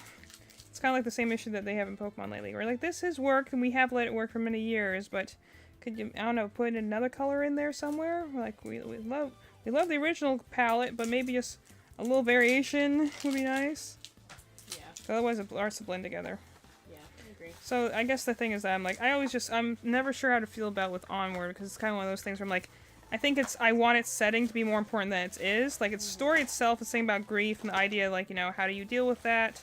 You know, he's chasing after being with his dad, and has, like, these, you know, idealized... I do love the idea of falling in love with a memory more than a person. That's something they did very well in Danganronpa 3. Was the idea of, like, you idealize a memory, even, you know, when you really think about it, you're like, I never knew this person. Shout out to Danganronpa. But I don't know a ton about that. Mistake. You know, I don't know a ton about how Katie was, but I'm like, I like the implication. Danganronpa is the biggest, like, setup and then wasted potential I've ever seen, because the setup is so good. But, like, I like the kind of idea that, you know, Shuichi kind of has this kind of hero worship for her, even though realistically he knew her for about an hour, right? Yeah, they don't know each other. But, like, because she seemed to have this very, you know, pleasant, outwards vibes, and they kind of bring that up. That's one thing I do like about the ending, where they're being like, hey, you think you want to see her video and how crazy she was, really? But you have this ideal version because you think you knew the person. Yeah. I'm like, that is very interesting to think about. I agree. So, I think that, like, you know, that idea, too, and I like the fact of, like, the idea of dealing with grief, the idea of, you know, like, having a reputation, wanting to know this person that other people knew, but you never knew. Like, I think its story is interesting. The problem is, like, this setting could have been told just as well and, like, almost arguably even better in a human world. With, I completely agree. I'm cutting through. Well, like, the difference is, like, you know, when I'm talking about in Kanto, like, the setting does matter there. That's a story of generational trauma, which could work in a lot of settings, but they work it well, and the magic is an important part of the story. I don't think there's anything in Onward I would go and be like, this is something that can only happen within this world, and that's why the story works. It's like, you could have told this story, honestly, in anything. You could have even told it in a short, you know? And then, like, they just... for a thing that's about, like, oh, magic and mythos in modern times, I'm like, well, not really. It's... This person has this color skin, and that person has 4 legs, and that person has 3 legs, but we're not actually gonna... Nothing actually changes. They still all walk and talk and act like humans do, and you're like, well, why'd you bother throwing it in here then, you know? Like, like they said, like, the centaur drives a car, and there's a joke about, like, oh yeah, like, I can drive a car that's easier than, like... But, like, you don't even have, like, a different shaped car for the fact that you have a whole lower body of a horse. Like, your car still looks like a human-sized car. You didn't even, like, change, like... There's some things about that I just kind of look at and be like, Because I watched someone recently review that, and they had, like, a very positive opinion. I don't think I necessarily have a negative opinion of it. I think it was just, like, I expected a lot more on the mythos side, you know? Like, mythology, especially mythical creatures, I've been reading a lot of things with, lately about, like, sea creatures. And, like, there's so much you can do with it. Like, just the fact that, like, I was looking in D&D, like, the fact that they have 2 creatures that technically count as sirens. But, like, you know, if I said siren, what's the first creature that comes to mind? What would you picture? Like a mermaidish. Yeah, I was gonna say something. And, like, sirens, they're actually originally come from, they're the bird people. Really? Harpies. They're called now, but sirens are... In the original, sirens appear in, the Odyssey with Odysseus, and they are half bird people. That same thing, they sing you to your deaths. They sing you into the rocks so that their boats crash. And then somewhere along this way, this got switched around or mixed up with mermaids that also have the ability to sing and cause things to happen. And then over time, sirens somehow became a sea creature instead of the fact that they originally started as a bird creature. So that's why D&D has the harpies or the sirens are flying creatures. But, like, both of them can technically be called sirens. But, like, most people now think of that in terms of mermaids. They originally were bird creatures. They did live on islands, though, and they were known for wrecking ships. So, you know, this mixes in with the mythos of mermaids also wrecking ships. Of, you know, like, mer people luring people to their death, and then, you know, it just takes a little bit of a bleeding over the edges, and next thing you know, like, the 2 creatures got mixed up. And I think it's a fascinating thing, because they have two things that are technically called sirens in, so that's why they changed the sirens' names to harpies instead. In D&D, because they're like, oh, everyone thinks sirens are water creatures, and those aren't. And that's also why they don't technically have mermaids anymore. They have some merfolk, and they have aquatic creatures, but they're also, like, Intently speaking, this is not that thing. So it's funny to see how, like, 1, 2, 3, 4, 5, 6, 7, 8, 9, 10, 11, 12, 13, 15, 16, 17, 18, 19, 20. Oops, I'm short a stitch. So, like, technically speaking, it's the mythos has so much to do. And also a lot of it, like how do you define what a dragon is? Like, there's so much of it that is, like, that sort of, like, you could do a lot with it if you just want to, mess around with it a little bit. But it's funny how, like, how many different ways can you define a dragon? You're playing Genshin Impact, apparently there's, like, 6 different things a dragon can be. Because, like, you can have stuff that's, like, your typical Eastern dragon, long body, manes, antlers, no wings. You can also have dragons that have wings, can have multiple wings, and are more avian in appearance. You can have dragons that are, like, just elemental forces. You have dragons that look like well-dressed lawyers, and you can have, like, dragons that apparently they're in they're in the land of dragons now, and they all just look like dinosaurs. Like, it's one of those things where, like, there's so many different things of what a dragon can be. Like, when you ever show a dragon in a show or a film or something like that, there's so many ways that can be interpreted. Like, ask someone what a dragon is, and in their interpretation of what they think a dragon is will say a lot of, like, probably where they come from and what they were raised on, Like, it's amazing how they do that. I only make fun of Genshin Impact for the fact that it's like, you remember that one thing from, like, the Kronk's New Groove where they're like, that's this and that's this and that, or like, or SpongeBob or whatever. It's like, so you're this, and you're this. How are you all three the same thing? Yeah. You know what meme I'm talking about, right? No. I don't know. Can I borrow your phone from me? I don't know what I don't know what it technically is. Why did you close it? Thank you, guys. Instinct. I don't know what it is. I could, like, picture it. I would have to Google it. But it's like the idea of, like, 3 characters trying to, like, cover for another character, so they all agreed to try and pretend to be the one character. So when the person comes along, it's like, wait, so you're I think they were trying to be, maybe it was. The idea in Kronk's New Groove that they were doing is that they were all pretending to be his wife to please his dad. So it was like, so that's Mrs. Kronk, that's Mrs. Kronk, and that's Mrs. Kronk. Is there any more I need to know about? I like, actually don't think I've seen that before. Yeah. So it's kind of that sort of thing where I kind of look at it and be like, so that's a dragon, and that's a dragon? Is there anything that isn't a dragon?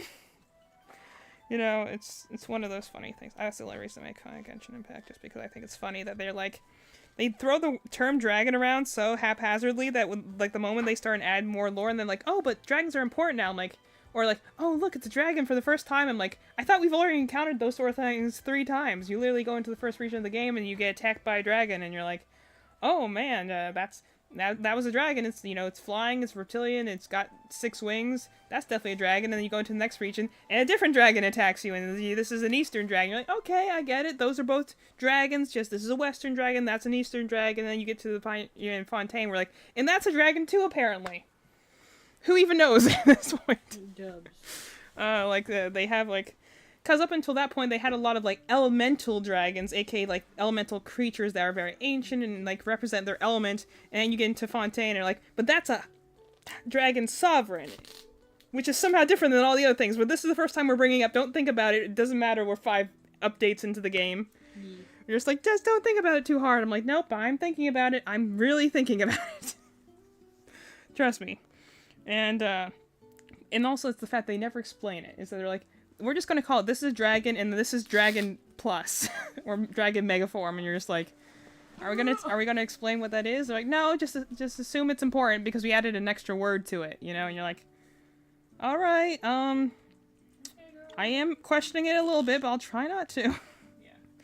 And then it wouldn't. It's not even a big a deal that they did in Fontaine, because admittedly they do have a whole quest in Nouvelle, and they do kind of explain a little bit about him, even though they leave way too much of a blank.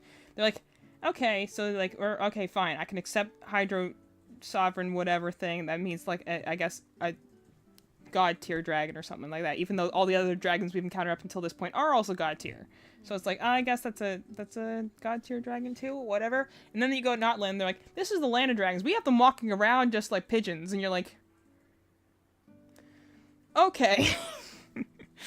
Let's get this straight. So, dragons are these rare, powerful elemental creatures, and now we're going to Notland, and they're just walking around like squirrels. People just coexist with them all the time, and they're like all different elemental types. They're just essentially dinosaurs, and you're just like, Land of Dragons. I'm like, wait, so then why is it such a big deal that there's dragons in other regions? Are they just...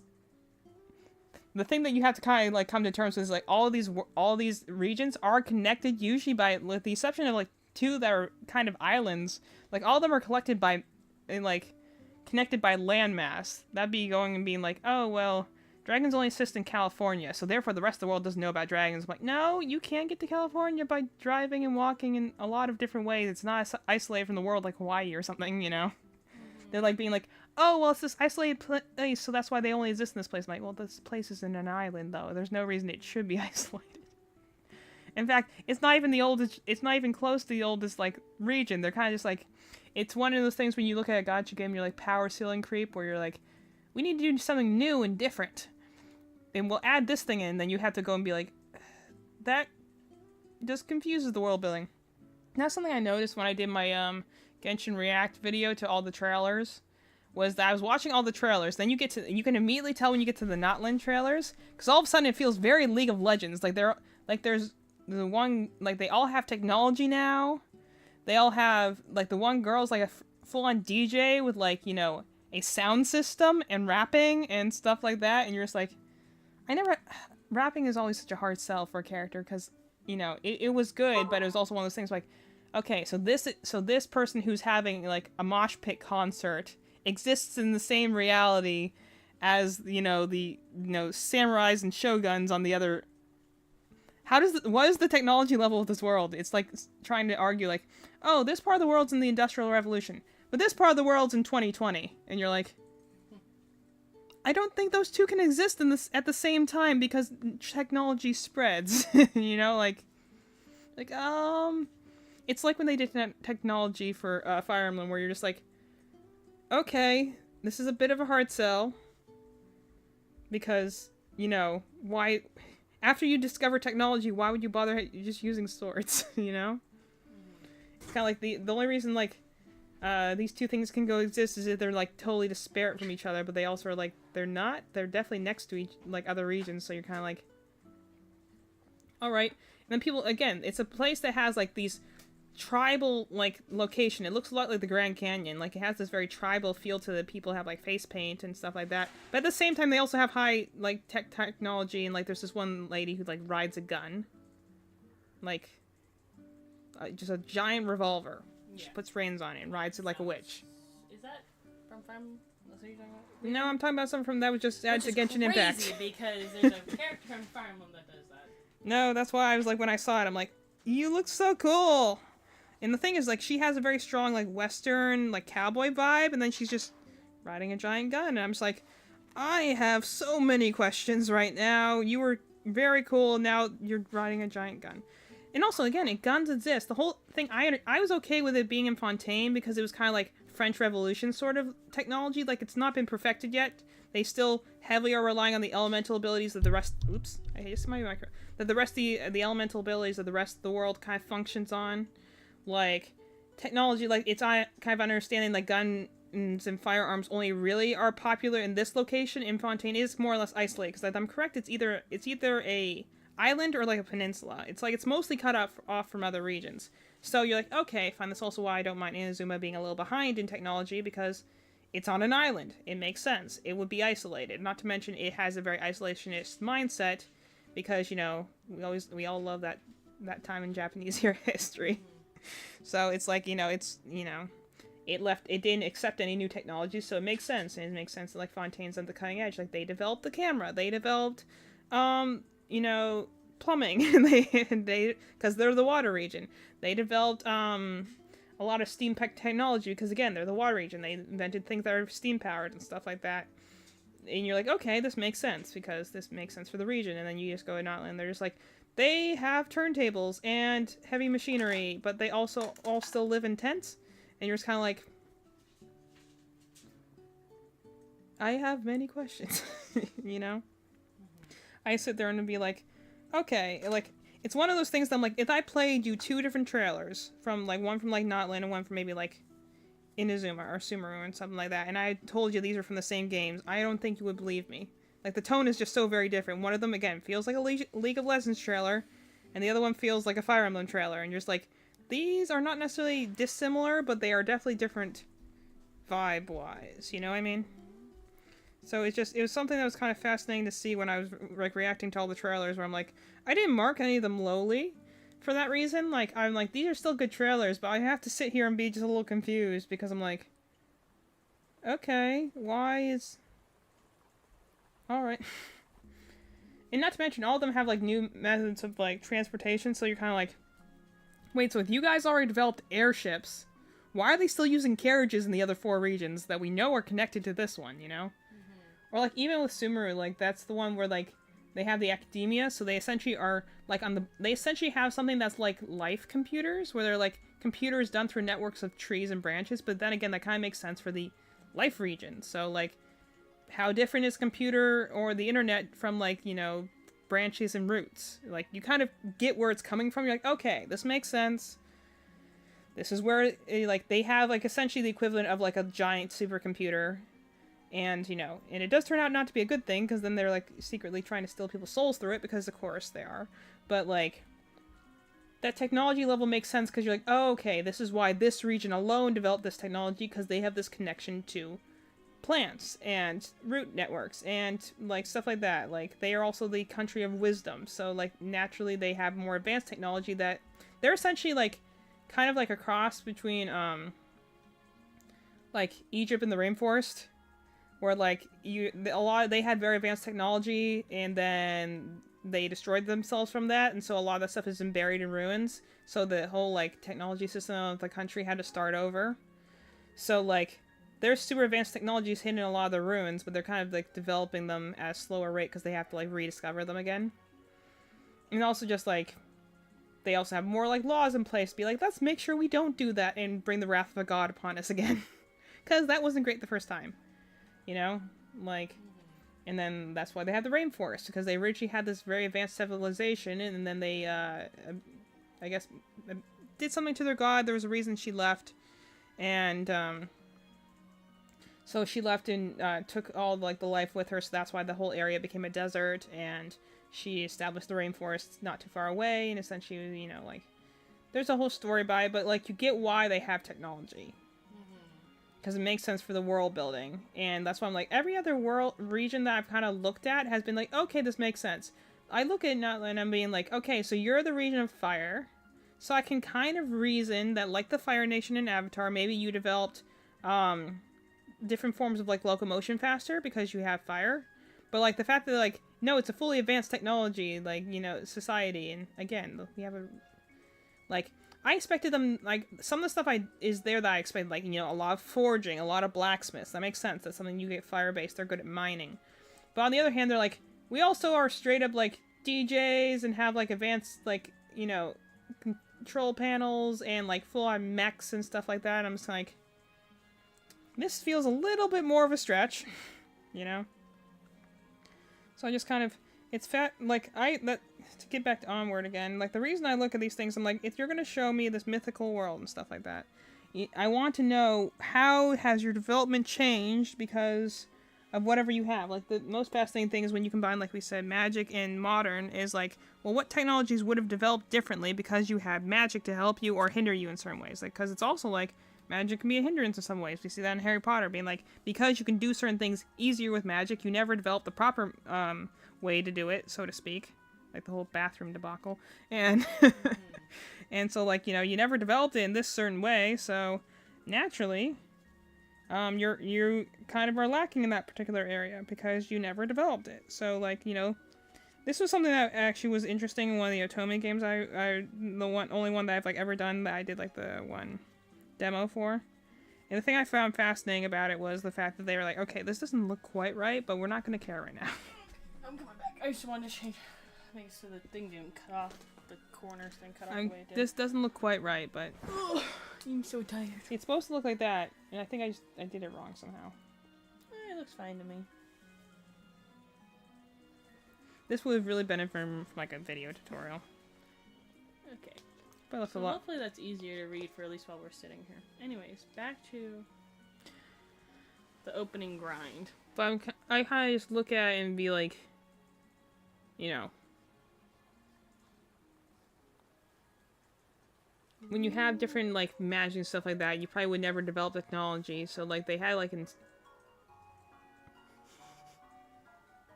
because it's green. yeah. Anyways, you were saying? But like I like that in the one Steam Prism, I like the fact that they like have different technologies due to their circumstances. For instance, they have the area that's like supposed to be like the whole like holy city above the clouds, and it's called the Heights, where you know like, and everything's a lot more regimented there. But they think they have like the most like you know the best way of life. They still are using like you know they have guards with swords and stuff like that. And, like, you know, marriage is regulated because they have to keep the population down because, again, they only have so large of a place to keep people. And then you have the place called the Depths where they assume everyone else died because there's a flood that, whoever and how long ago. They assumed all life was wiped out down there. And turns out it isn't. That was all a lie. And the people down there are, like, in the middle of the Industrial Revolution because, again, they were under more harsh, like, circumstances, so they developed technology faster. So it's kind of funny when, like, the main character goes from being in the Heights, thinking this is, like, the height of, like, development and stuff, and she sees a gun for the first time. She doesn't know what to do with it, because she's like, they're still on swords up there, because they never developed guns, because they never needed to. There was no true threat down there. Yeah, I'm gonna actually lay on my stomach if I put this one together. So you won't see me, but I will be here. But I think that's a fascinating thing to be, like, you know, like, you know, obviously within a certain, like, range, a sword will beat a gun, depending on how close you are to the opponent. They had that happen at some point, too. But, like, I like the first time she sees a gun, she doesn't know what to think about it, because she's like, you know, there's no technology like that up there, because they are, you know, she thought they were an advanced society, and then realized, like, oh, we're still living in, like, medieval Renaissance, like, medieval pre-Renaissance era, and, like, down there, they're like, oh, no, we're already on to the Industrial Revolution. Yeah. And so, like, she's seeing, and then she sees cars for the first time, she's like, wait, there's no horse-drawn carriages here? What the heck is going on? Like, you know, it's that's the thing I think, maybe, because I hear a lot of people had mixed opinions about that game, but maybe that's the thing I liked most about it, too, was the world building, the idea of being, like, these two different worlds are so separate, and, like, you have the character coming in, and, like, in, like, her, like, where she lives in the Heights, like I said, marriage is regulated because they can't maintain a huge population, so the idea of, like, love just kind of disappeared over time, because you just got whoever you were meant to marry at a certain age, and so, like, she doesn't actually know what, like, romantic love is, because it's essentially been written out of history. And so, like, when she comes down and there's this guy flirting with her, she doesn't know what to do about it, because she's like, what are you doing? Yeah. What's going on right now? Which I actually think is very funny. The one that they do in the demo is, like, you know, one of the love interests, and I like him a lot just because I love a guy in a long coat. But I like his whole thing is that he's trying to intentionally teach her what love is, because he's a hopeless romantic at heart. I mean, his last name's Valentine, for crying out loud. But, like, one of the love interests, like, in Otome game. yeah, in Otome games, you have multiple love interests. So he's the one that was in the demo, and I think he's very he reminds me of, like, a mix of, like, Claude and Sylvain in a way, with a little bit more sinister thrown in from time to time, because he very much gives the idea of, like, he's, you know, carefree lover boy sort of thing half the time, and that he's very quirky. And a lot of people just can't get a read on him. But he's actually, like, an incredibly keen strategist. Like, he's a banker, but essentially, like, the country that he's in, he essentially rules, because that's where the country's power comes from. Is that since he manages all the money, he essentially rules the country. You know, so, and he takes up that position very, like, seriously. So, like, one of the things you have to come along and you're like, oh, we're just going out for a walk. Then he's going collecting debts and stuff like that. And you think it's a calm thing until he goes and, like, threatens to cut someone's hand off if they don't get his money back on time. And then after that, he's like, okay, you ready for lunch? And you're just like, well, that was a heel turn. But he's but again, has this very strong, like, romantic vibe. So when he's with this girl who, like, doesn't know even what romantic love is, because it's kind of been outlawed, I guess, or removed from history from where she's coming from, and he's trying to get it across to her, and so he's trying to, like, you know, be like, this is what flirting is, and she's just like, what the heck are you doing? Yeah. You weirdo. And, like, and also she's employed essentially as, like, his bodyguard, and she's like, how do you do that? You have a gun, I have a sword, anything that's going to try and attack you, you're going to get a shot on first, and you're a crack shot too. And he's like, maybe I just like your company. And she's like, no, that doesn't make sense. I'm supposed to be a guard. And he's like, this is going to take a while to get this whole I have a crush on you thing, isn't it? Yeah. But I like the fact that it's very romanticized and stuff like that. And he also just likes the idea of, like, her way of life is something that is, in their world is only written about in picture books. So he's also trying to learn from her, being like, what I've seen as picture books my whole life, you actually lived, so I want to hear everything about it. And again, there's also a bit of political drama and stuff like that, because again, he's the leader of this essentially new emerging country that definitely is not supposed to be America in any way. Yeah. But you know how they hide those sort of things. And so, like, there's a lot of other bigger countries around them who are trying to swallow their territory up, and essentially the only reason they can't right now is that they're cutting edge on technology. And also, again, he's a very shrewd businessman, so he can essentially fend them off for now. But, like, she sees the, like, you know, it's very complicated thing. You can't just have a peace treaty and trust that your enemies aren't going to fight you, because, you know, like, she's like, I thought you guys were all, like, in an alliance right now, yet this guy tried to shoot you in the head while we were going out for food. And he's like, oh yeah, that happens. And she's just like, wait, what? People are so dishonorable that they wouldn't just go and have a confrontation? People are going to shoot you in the back? And he's like, oh yeah, that happens. I've not been shot yet, so I mean, I'm doing pretty good. But she's just like, what?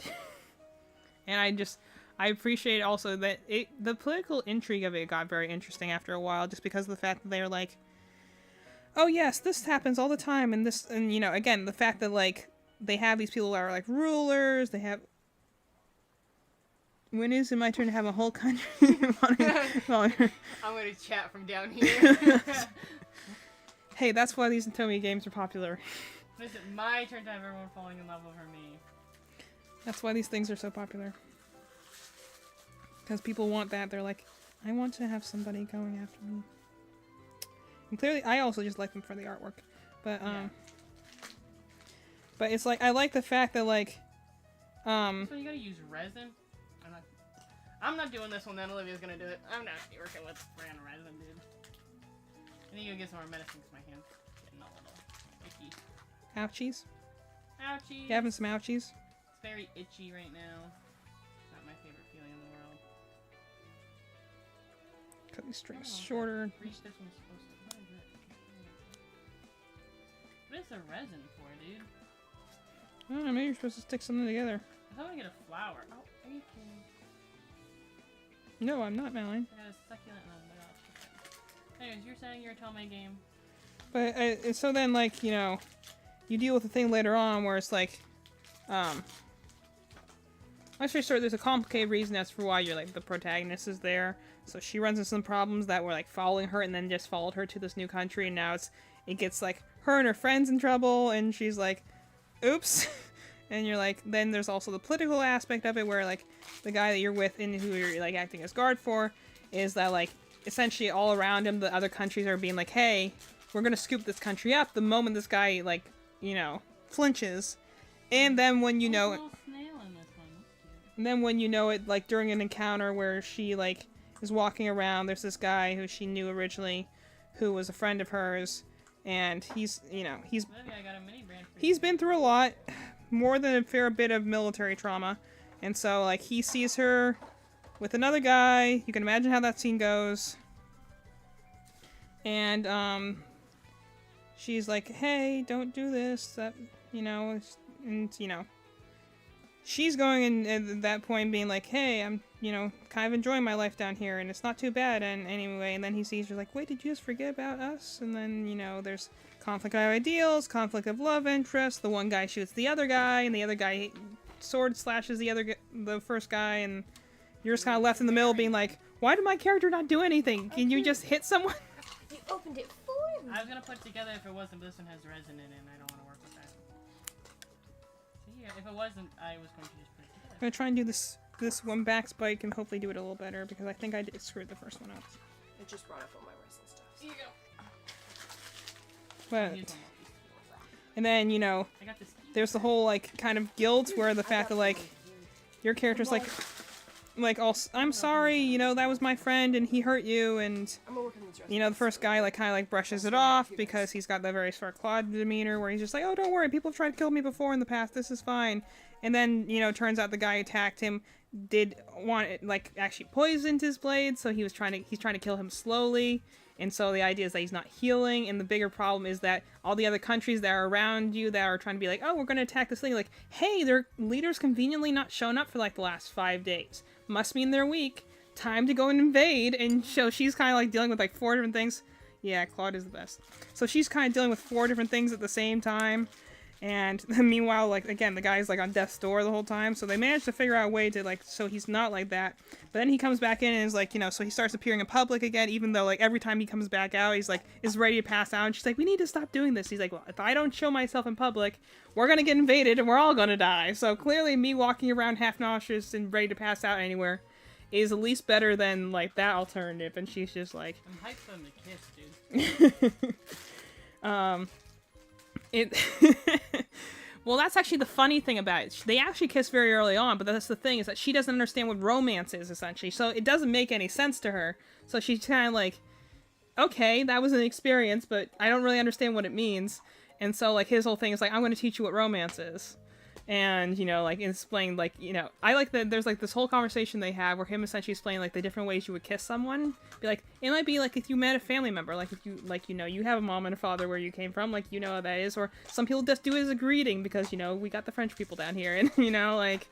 And he's like, and sometimes you do it if you, like, mean and you want to get across something that, like, you know, essentially, like, you feel something very strongly in your heart and you want to get across to them, you might kiss them this way. So, like, he shows her, like, a lot of different ways to do it, and she's just kind of, like, taking notes on the whole thing, like, okay, this is platonic, romantic, type of, like, figuring out what, like, all these different kinds of things are. But this whole idea of being, like, he starts in the very beginning, be like, yes, I, like, you know, it doesn't, like, pretty early on, he's like, I'm very attracted to you, and, like, later on, I love you, and she's just like, I don't know how to respond to this yet. It sounds a lot like my gay Chinese book, except that one was really well written, but in the regards of, like, it's like, well, I have to exchange spiritual energy with you, so we have to make contact. And he's like, okay, kiss. They're like, actually, you could just, like, touch each other on the arm, and that works. But he's like, but thoughts on smooch?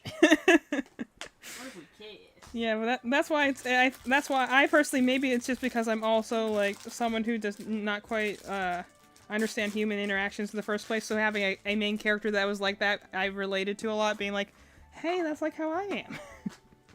So I like so that's like the whole thing. So like that's the thing. Like they have eventually like this one point where like she appears with him at like a dance, and it's a political move because essentially they're trying to be like, hey, our nation is the closest connection to the Heights, so therefore our country's still very important. And so she's like showing up with someone from the Heights, being like essentially, and she's like among them, she understands their ways and stuff like that, has picked up like their language and stuff like that. So her being there, she is admittedly there as like essentially political arm candy, but she also kind of gets that that's why they're doing this. They essentially have to look strong, otherwise, again, going to get invaded from like 6 different angles, and they do not have the firepower in order to survive that.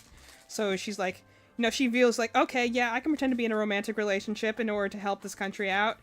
And the whole time he's like, I wasn't pretending. And then she gets that all later, and I was like, oh, okay. And I felt that so much, like, because it's not until like later on again when he gets like, you know, she's like essentially being like, I actually know what like kissing means now, so I want to try and kiss you because I think I know what it means now. And so that happens like in a dark alley, and that's when her like other friend shows up and like, what the heck are you doing this? You know, especially with someone who's not of our same like, you know, race class. And like the two of them fight, and one of them gets shot, the other one gets slashed and gets poisoned, and at least a whole bunch of things. And she's just like, man, I kissed a guy once, and next thing you know, the whole world's falling apart, you know? So I gotta keep it in your pants. It gets crazy. And then like, even after they manage to like, he gets healed and is able to go out in public again, it doesn't change the fact that the other countries are still going to be like, yeah, we're still going to invade you. And so they have that problem to deal with. In addition to the fact that you know, like, this country is mostly run by a council, the reason this guy has so much power is because he controls the banks. So, like, that's this department of government that he handles. So that's where a lot of it comes from. He's, you know, very wealthy, has his own militia and stuff like that. That's the main place where, like, the country's power is coming from. Except for, you know, he's also the youngest one there. So, like, you know, the rest of them are, like, in their 40s. He's, like, 25. You know, like... So they're all like, okay, young upstart, quiet down. So when, like, they're like, okay, so we can either stand for our own independence and, like, continue to be our own, like, country, or we can roll over and hope that they will not destroy us in the process. And the rest of the council's like, let's roll over and hope they don't destroy us in the process. And he's like, no, we shouldn't do that. And so, like, there's a point in which they're like, okay, and now we've angered the people in the Heights now because we hurt one of their soldiers. And, you know, again, that random lovers quarrel in the middle of the night when she decided to try and kiss him. So, like, they hurt one of their soldiers. So now they have problems from above and around them. And so, like, wow, everyone's trying to kill us now. And so they're like, okay, what we're going to do is, like, they've sent an envoy. Like, they're requesting for whoever committed the crime to go to the Heights, and there'll be a trial. And they know it's a death sentence. They're essentially putting that person to get them out of their depth and to kill them. So they're asking for him, and then the rest of the council is kind of like, yeah, go on and do it. Because one, they get the guy who it's kind of been annoying them out of the way. And then, like, and then two, they can, like, you know, deal with this thing with the Heights, and hopefully they'll leave them alone. And it's a lot of fear things. So he's, like, originally resigned to this because he's like, everywhere I go, I'm surrounded by enemies and I have no way out. Gamer Stitch. Oh, that's very fitting. I got the Gamer Stitch. I'm trying to show him up close. He's got a little controller. That's very fitting. I should hang it off our microphone. Let me see if I can hang it off our microphone. Since this microphone jerks a little bit here, it's because I'm trying to put this on here. Now it is time for me to go shopping. I will set your laptop up in just 1 minute for me to shop. There. Got Gamer Stitch on the mic. I'll find a better way to attach him later, but we'll put him on the mic. So they go and so he's supposed to go in there, and they're like, well, you know what we're gonna do? We're gonna go and show to them that we in the depths are not going to be messed with, so we're gonna kamikaze bomb them. Like, his job is literally to go and meet with this council, and then, like, they assume he's going to be sent there to die. So, like, here, we're gonna give you this music box as a gift. It's a bomb.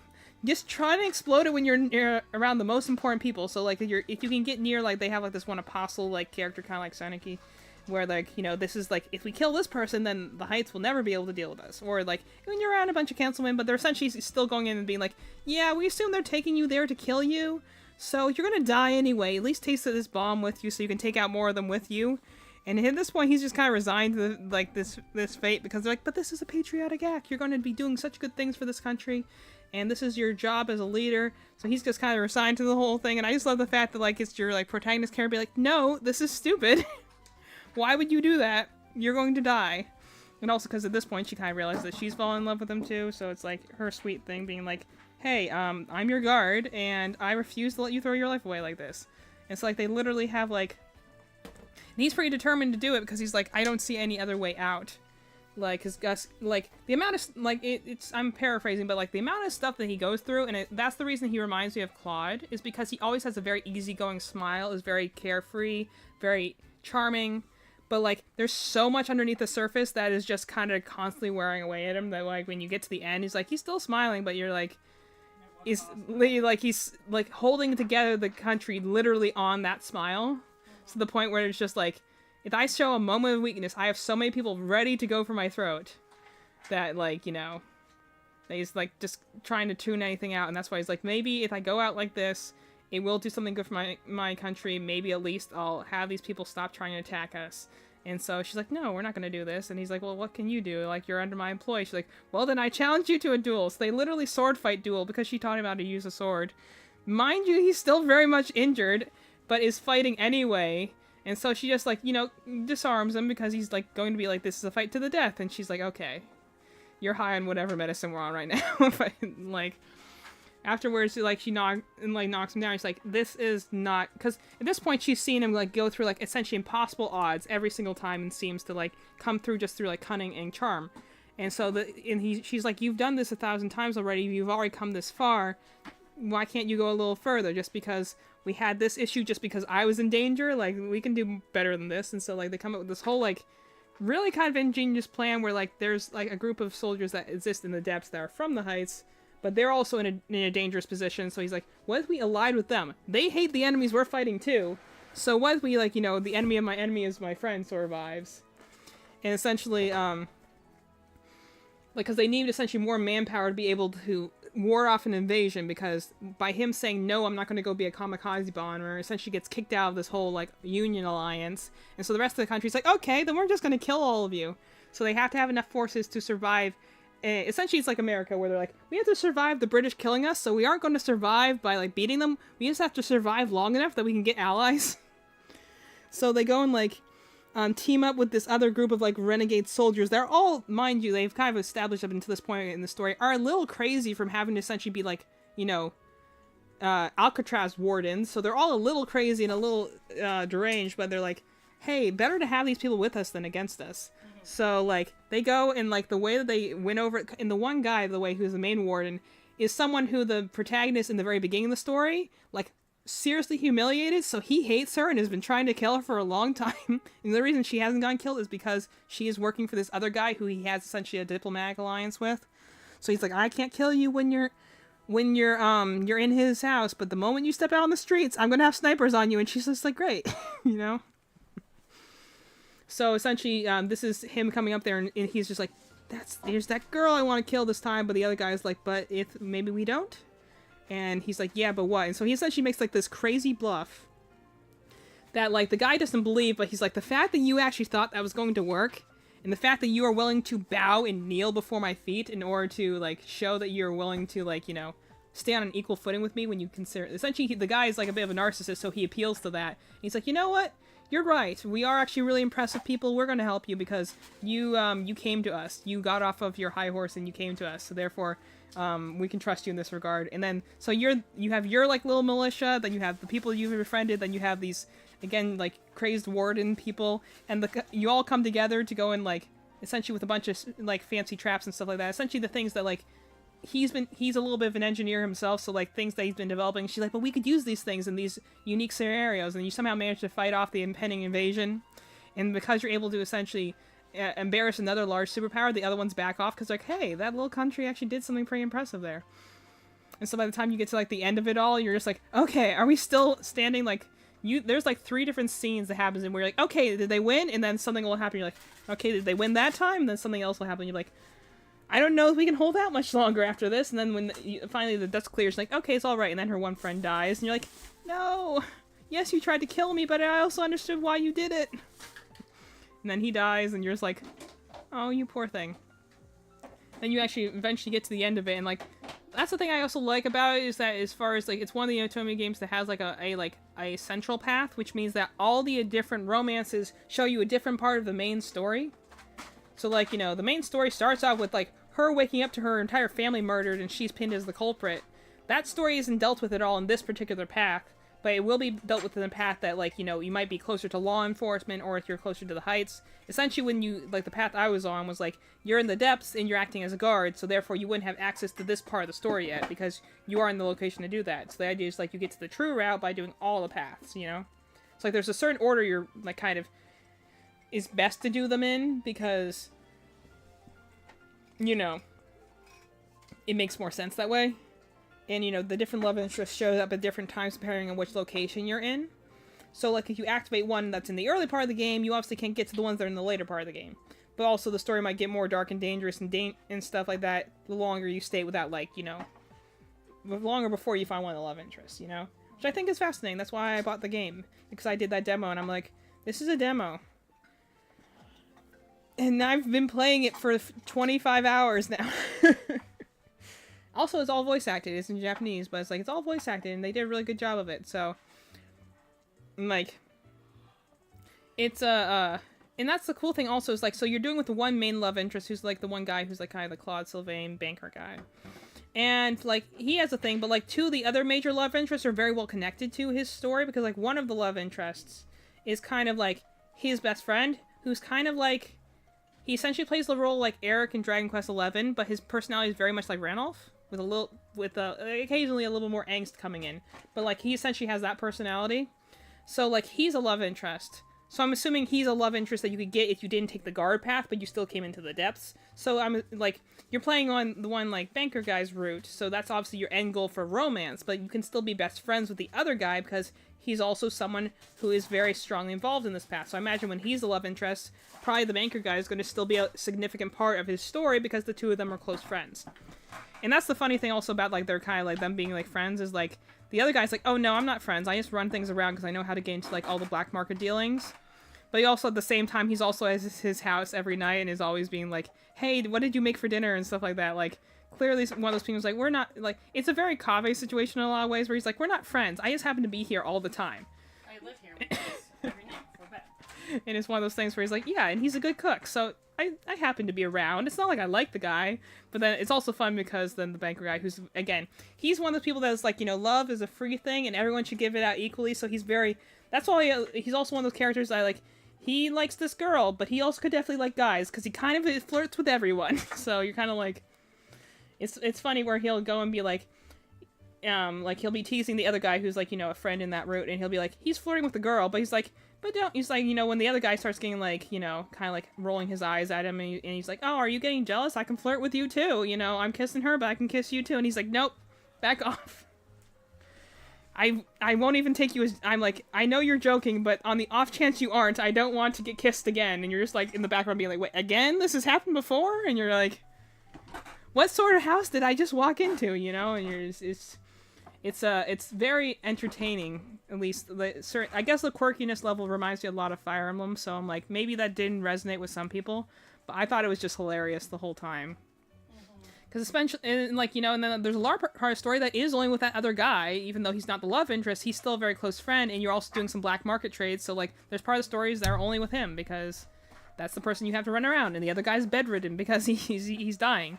So like, you know, it's funny to see how, it's something I said I also liked in like Star Rail, where they'd be like, you can have a main character, but it's nice when you can do a perspective shift, and that's the other thing I thought was very strong about this story, is that like, you're playing from the protagonist's point of view, and you're mostly in her shoes, but every once in a while it will shift perspectives to like maybe your love interest or another character that's important in the story, so you can see perspectives that she might not know about, but you get a fuller idea of what's happening in the overall story. That's how you learn a lot of the like deeper and political stuff that's like a noose around his neck the whole time, is because they'll switch to his perspective. She saw the meeting from one perspective, and she didn't see anything wrong. You switch to the meeting from his perspective, and he sees that like, you know, 15 guns were pointed at his back.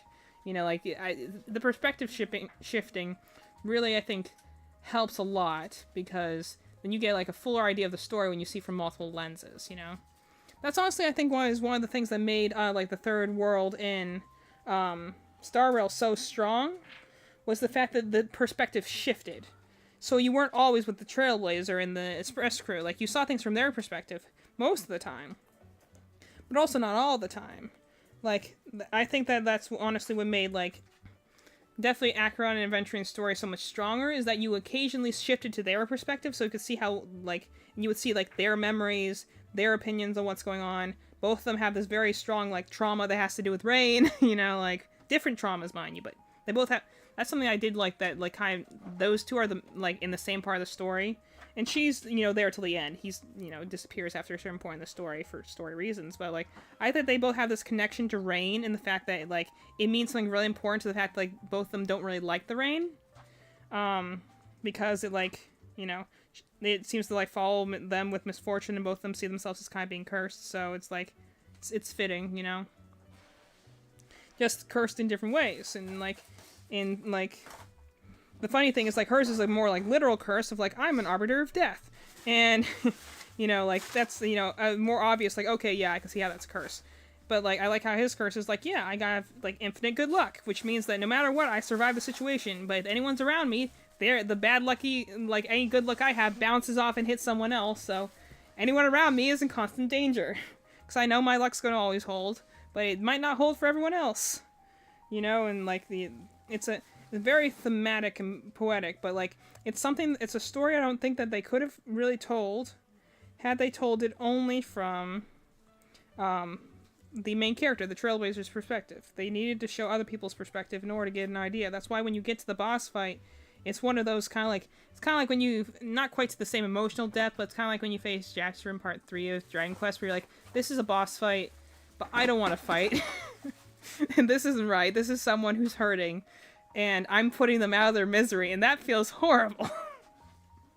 It's not quite that level of, like, emotional thing when you're doing, like, Adventuring's boss fight, but it definitely feels like where, like, you know why this fight is happening, and, like, you know, the Trailblazer and the Nameless don't know why, but, like, after you've been playing his path, you know why this is happening, you know that this was all, like, a calculated move, and you wish you didn't have to do it, but you're also kind of standing there and be like, okay, I'll hold your hand while it happens, you know, like...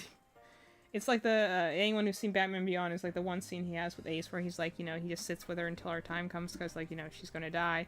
And it's like, I can't stop this thing that's going to happen, but I can sit here and hold your hand so you're not alone when it happens. And you definitely feel that during the boss fight. Like, it's a very flashy boss fight, and that's the whole point. But, like, I like the fact that after the boss fight happens, you have this, like, quiet moment afterwards that essentially is the idea of, like, hey, I'm here to stay with you until, like, you know, essentially until the dream is over, until you wake up.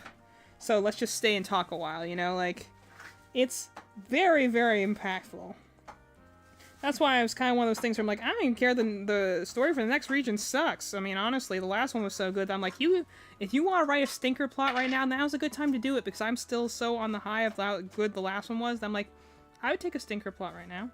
Although, to be honest, they haven't had any of those I feel really are that one. All of them feel like very emotionally poignant, and the world feels like properly, you know, built up. So it's like kind of one of those things where like, you know what? If you wanted to have a lesser stakes right now, that'd be fine. But also, based on the trailers, we're going to be dealing with, like, Greek mythology and stuff like that. Namely, a civilization that shouldn't exist still, yet somehow still does. So I'm going to assume immortals, river Styx sort of things going on. There's this one person who, like, is holding something and then it rots away in her hands. I'm like, and the place is called the Immortal Realm. I'm like, please, I'm going to assume this is a place that might be only a memory. And that it got destroyed a long time ago, Pompeii style. But, you know, for right now, it looks pretty, and we're gonna go and have a good time. But something tells me we're heading for a, oh, this place has actually been destroyed and dead all along, and everyone's zombie survives, you know? So, that's why I'm like, the new, like, update's coming, but I'm like, I'm not gonna play it until at least it gets another update, so I don't go, like, as far as the story mission goes, and then be like, and that's as far as we have for right now. Well, I mean, the amount of fiction that existed after, like, between the 2.1 and 2.2 update on, like, Star Rail stuff, and the reason there's such a big gap between that, because 2.1 is where you do Adventurine's boss fight. 2.2 is where they confirm he's still alive. So it's like, a lot of the stuff in the middle there is in that weird kind of uncanny valley where everyone's like, wait, so did he die? Is he dead? If so, how is this person surviving? If not, we need to write all these angsty things to make them not dead, and then at the end of 2.2, they're like, no, he's fine. I mean, not great. He did go through, like, a near-death experience, but he's not dead. And probably he's only minorly traumatized by the whole thing, but then again, this is someone that's, like, so traumatized at this point that you're kind of just like, it's like, it's another Tuesday. You know, like, he's fine, but you're, like, at the beginning of that, you're kind of like, it's funny when you look at, like, the fic tags sometimes, and you go and be like, oh, I'm gonna go downstairs and lay down. that's fine. How much? I need to rest. How's my timer going right now? I was aiming for like an hour or two. At 2 hours exactly. Okay, well I'll probably finish this fin. Maybe I'll come down and join you. Okay. I need to lay down, especially if I'm gonna work the next 3 days. I've appreciated you just being in this space because I don't feel like I'm talking to myself. No, I like hanging out with you, and a lot of times I watch your stream from downstairs, so I'm just gonna go downstairs and lay on the sofa. You say you're my biggest fan? I am absolutely without a doubt your biggest fan, so I wouldn't even say that. I would loudly profess that. Are you screaming from the rooftops? I would. And I will. I just have to find a rooftop. Just gotta find a rooftop that I can get onto safely. So I'm gonna go downstairs. I also need to take some more medicine, and then I need to probably look at switching my bandages around. I'll go downstairs with you. Okay, that's great. Can you help me pick up this cup? Yep. Thanks. And then whenever Did you ever go get your coffee? I did, but it's cold, so I'm gonna warm up. Sorry, I tried to warm it for you. No, you're okay. I left it here while we were talking. But I'll see you soon, Evie. Anyway, I don't know. But, I know who's still in the chat. I'm just kind of ranting and raving for my own deluded benefit. This is the beauty of autism and ADHD coming together, is that you can, like, really just get in the weeds on a topic sometimes. But anyway, so, let's talk a little bit about future plans, because again, I'm going to essentially finish the skeleton work, and then we'll probably call it for today. I just wanted to get online just to talk and see people. You know, we pulled the spam bots out of the woodworks, which is what I thought. Malin got that message. I'm like, I'm betting this is spam, but benefit of the doubt, let's see. And then it was spam. And I'm like, oh well.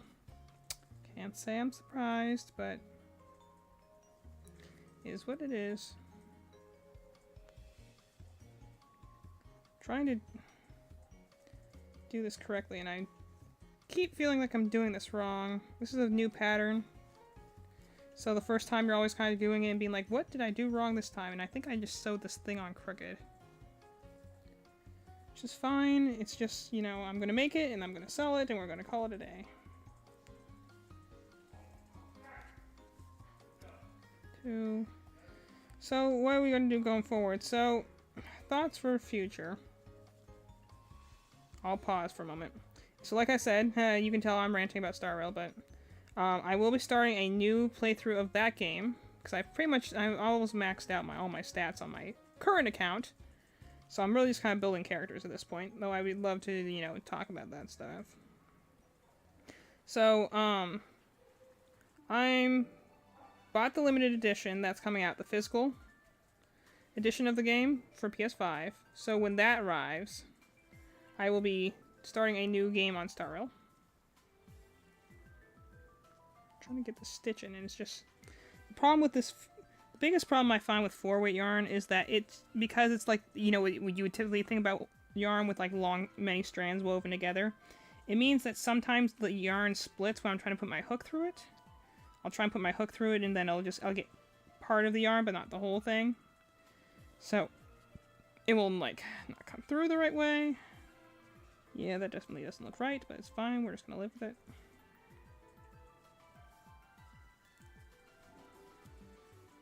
Okay, this looks so wrong, but it's fine. Try and straighten it out as much as I can.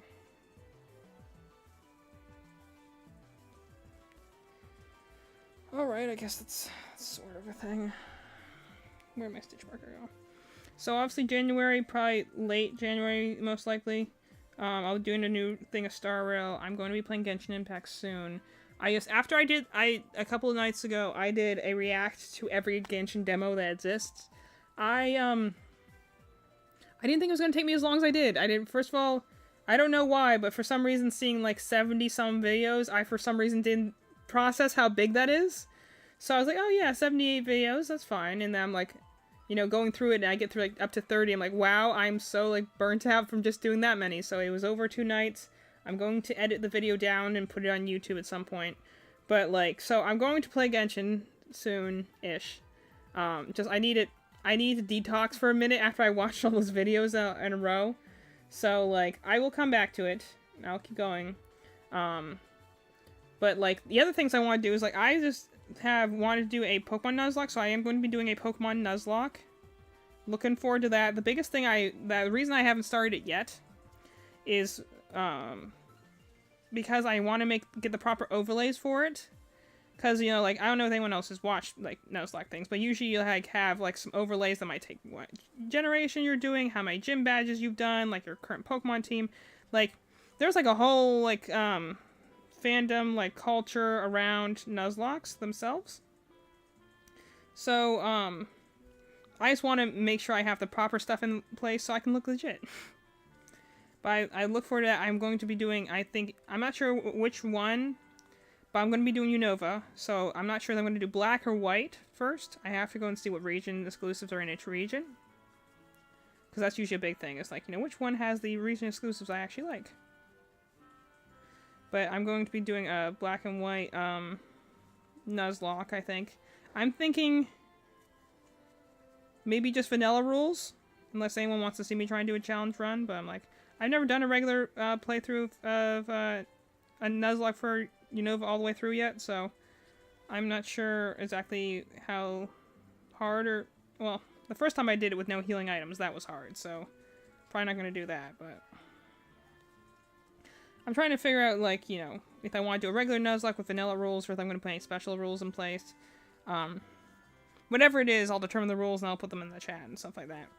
But I would like to do that a lot. And then I have so many games, like I said. I'm going to get back. Once this market is over, I'm going to go back to the backlog battle, which essentially was me trying to sort through my games and decide which ones I'm going to play for the upcoming year.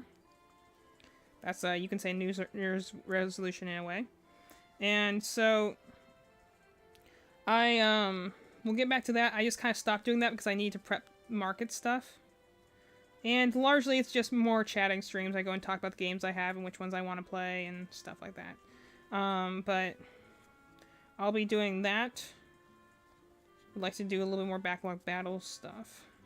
The idea is that once I have that list, I'll start going through games maybe Wheel of Fortune style, and start playing those on stream and just start tackling them, you know, however fast or slow I can. And then, like, you know, I had some people request I go back and finish some old games. So, like, Paper Mario, I know I started that game, but I have not finished it.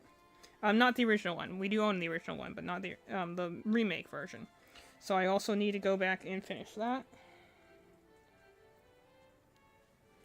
Check. 1, 2, 3, 4, 5, 6. 1, 2, 3, 4, 5, 6, 7, 8, 9, 10, 12, 13, 14, 15, 16, 17, 18, 19, 20, 22, 23, 24, 25, 26, 27, 28. Well, I have more than I'm supposed to, but that's fine.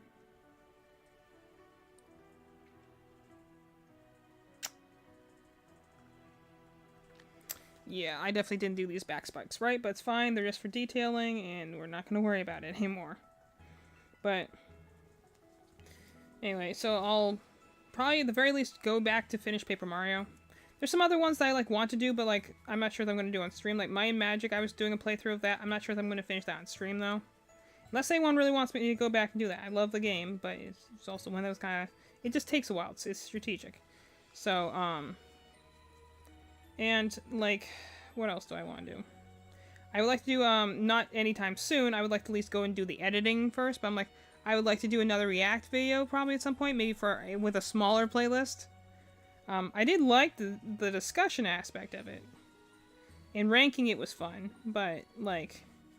It was just a lot of videos, way more than I expected it to be, and it kind of burnt me out over the time I did it. So maybe I'll do just react to less videos at a time, maybe only react to a couple trailers at a time, so I can give a better, like, playthrough on it. But, I would like to do another one of those. I would like to do one of those for, like, the Star Rail trailers, or maybe the Genshin story teasers would be fun. And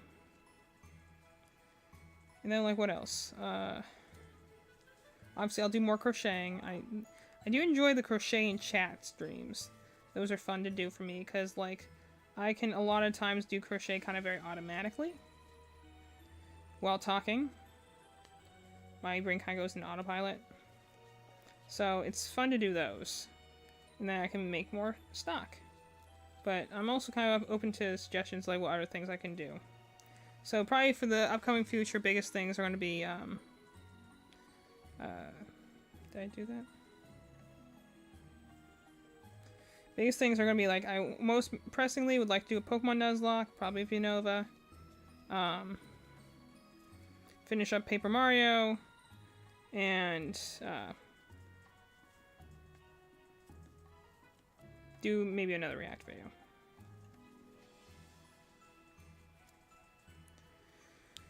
And I'm almost done with this thing, so that's why I'm kind of winding down a little bit here. I'm almost done with my fin, so I don't want to start any too major of topics. But I also like things to talk about, like, you know, maybe we talk more about movies.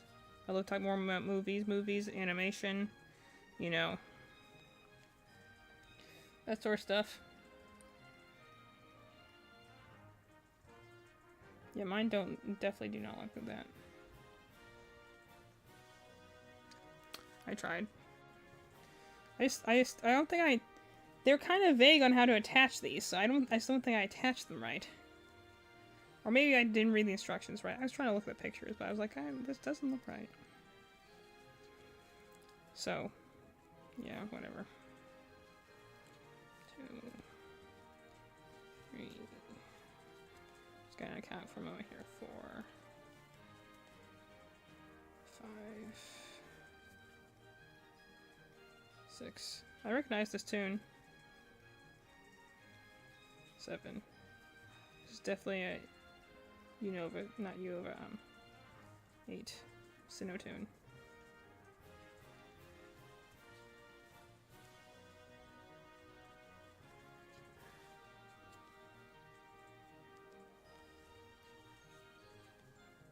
Try and place which song this is. 12. 13, 14.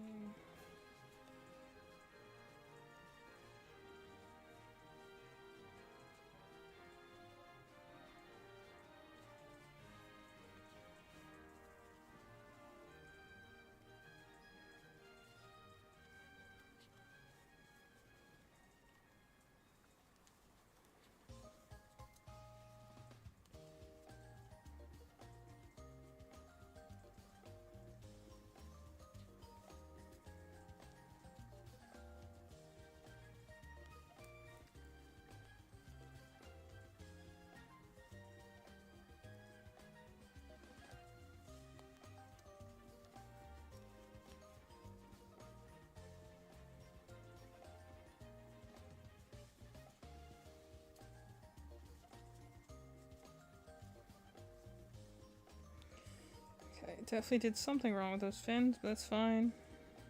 This whole pattern has come out a little janky, but that's largely my fault, so. I think some things I either just did wrong or I moved weird or stuff like that.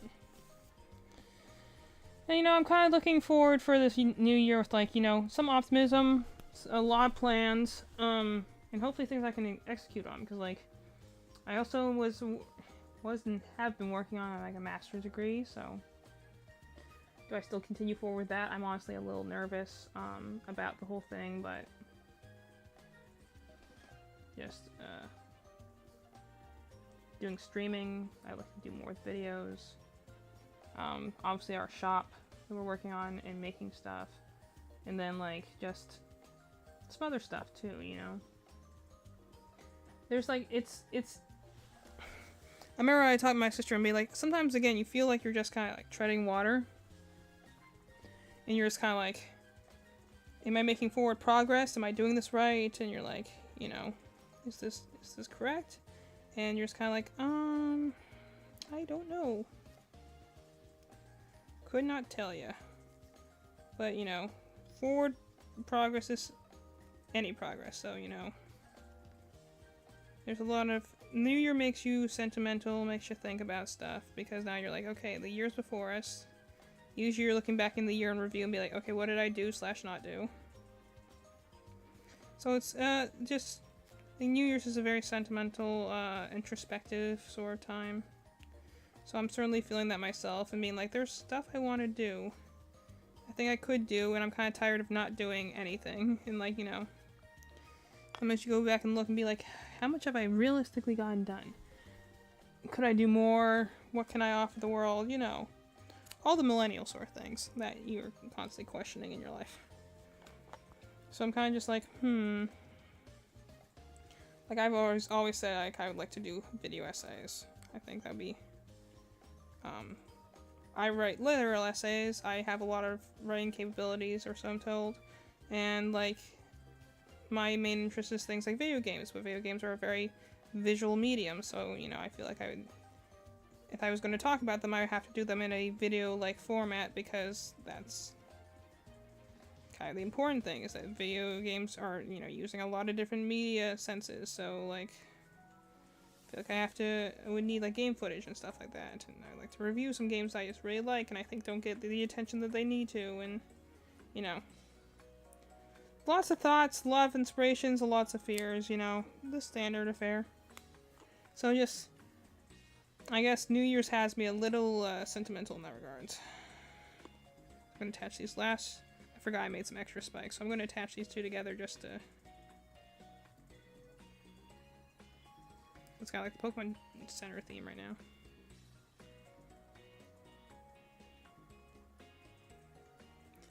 Also, I guess I'll leave it up to, like, debate, like, you know, is there anything anyone is particularly excited to see me try and do?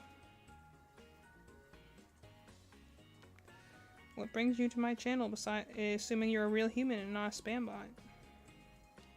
Which I honestly kind of thought that, the person who showed up was probably a spammer, because I was like, I can be optimistic and assume it's a person who genuinely likes our content, but most of the time, it do be spam. Alright. I'm gonna focus on this one so I can try and get this, try and at least get this spin right this time.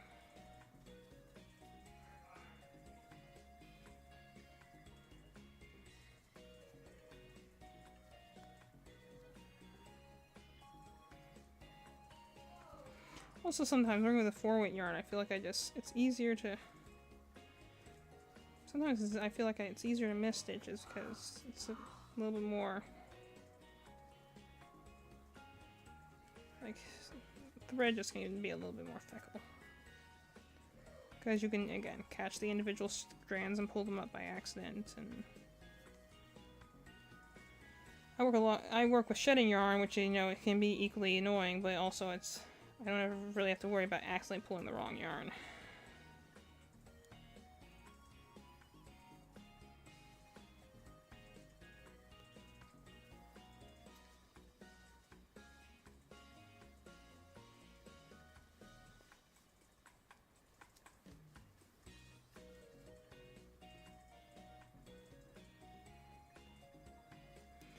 Some of these back spikes are so tiny that I'm just kind of like trying to find the hole for my yarn to go through is kind of difficult. Because the thing is so dang tiny. Yeah, it's cute, but...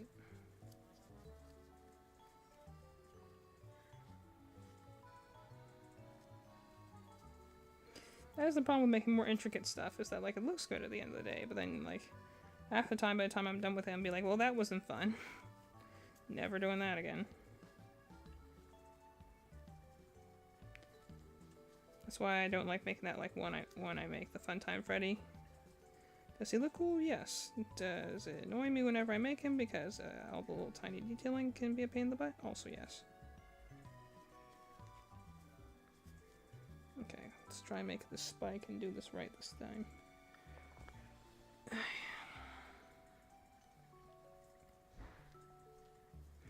I also am just now realizing I'm also not talking because I did realize I do not have my water up here. My throat is getting dry. I'm like, oh. Starting to hurt to talk, but I don't have any water. Oops. Rule 1 of streaming, right? Make sure you have beverages. I could have sworn I brought one up with me, but I also might have lost it along the way, because again, neurodivergent. Space brain. It's very easy for me to forget things sometimes when I'm really, like, focusing on something else.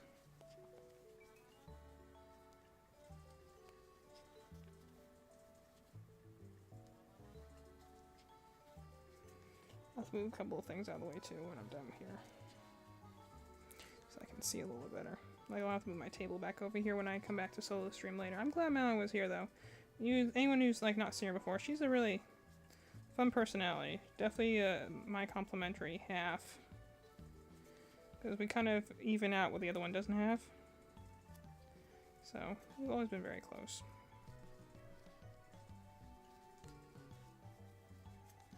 So I was glad she was able to join us today. It's nice.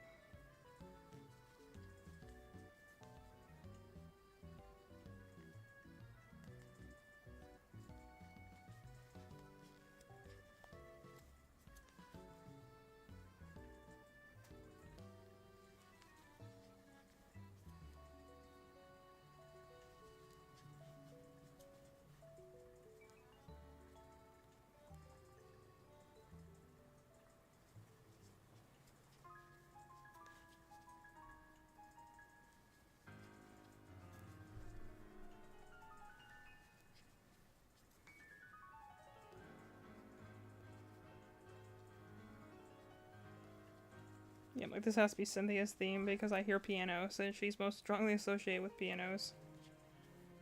This must be Cynthia's theme.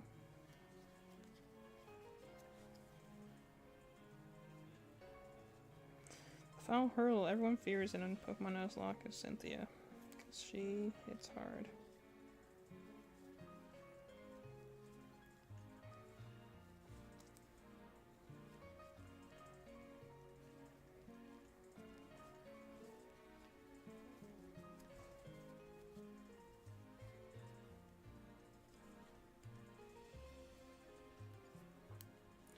Very much freestyling this last scale here because I was only meant to make 2. I actually made 3 because I guess kind of got lost in the sauce and paid it. It wasn't like, you know, just crocheting the heck out of everything and being like, oh, I actually don't need this many things.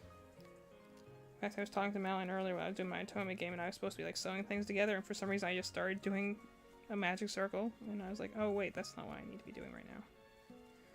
Like, it comes so automatic. Right, sometimes you can just go and be like, oh. Oops.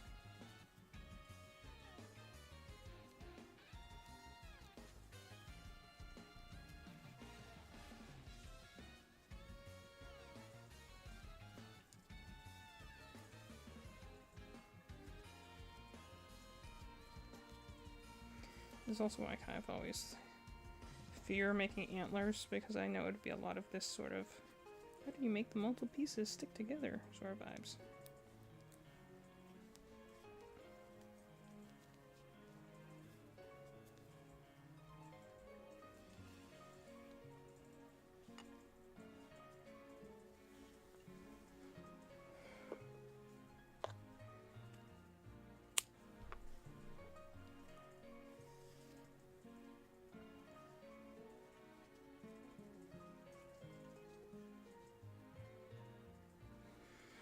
Okay, there we go. So we got a couple of little Godzilla scales here. They don't look too bad. Yeah, I'm gonna go speak to my seamstress and get those on the back of my big boy here. I think I'm done here for now. Just like I was saying, it's a short stream. Just kind of to be here, hang out with people for a little bit to keep the channel active. Don't know what's going to come tomorrow. Obviously, I'm not going to be really available Friday, Saturday, Sunday because I'll be on market. So we'll see where it goes. We'll see what happens. Yeah, it's a good time. I'll probably be on at some point tomorrow, maybe an earlier stream, because we got prep in the evening. But I enjoy coming in here and just talking about whatever I have to talk about and getting some yarn creations made. So this is a good time. I enjoyed it, and I hope you enjoyed it too. Anyone who's in the chat, or who's the lurkers, or who's actually a person out there. I hope you enjoyed this time, because I do. Anyway, I will see you guys all in a little bit. Probably tomorrow.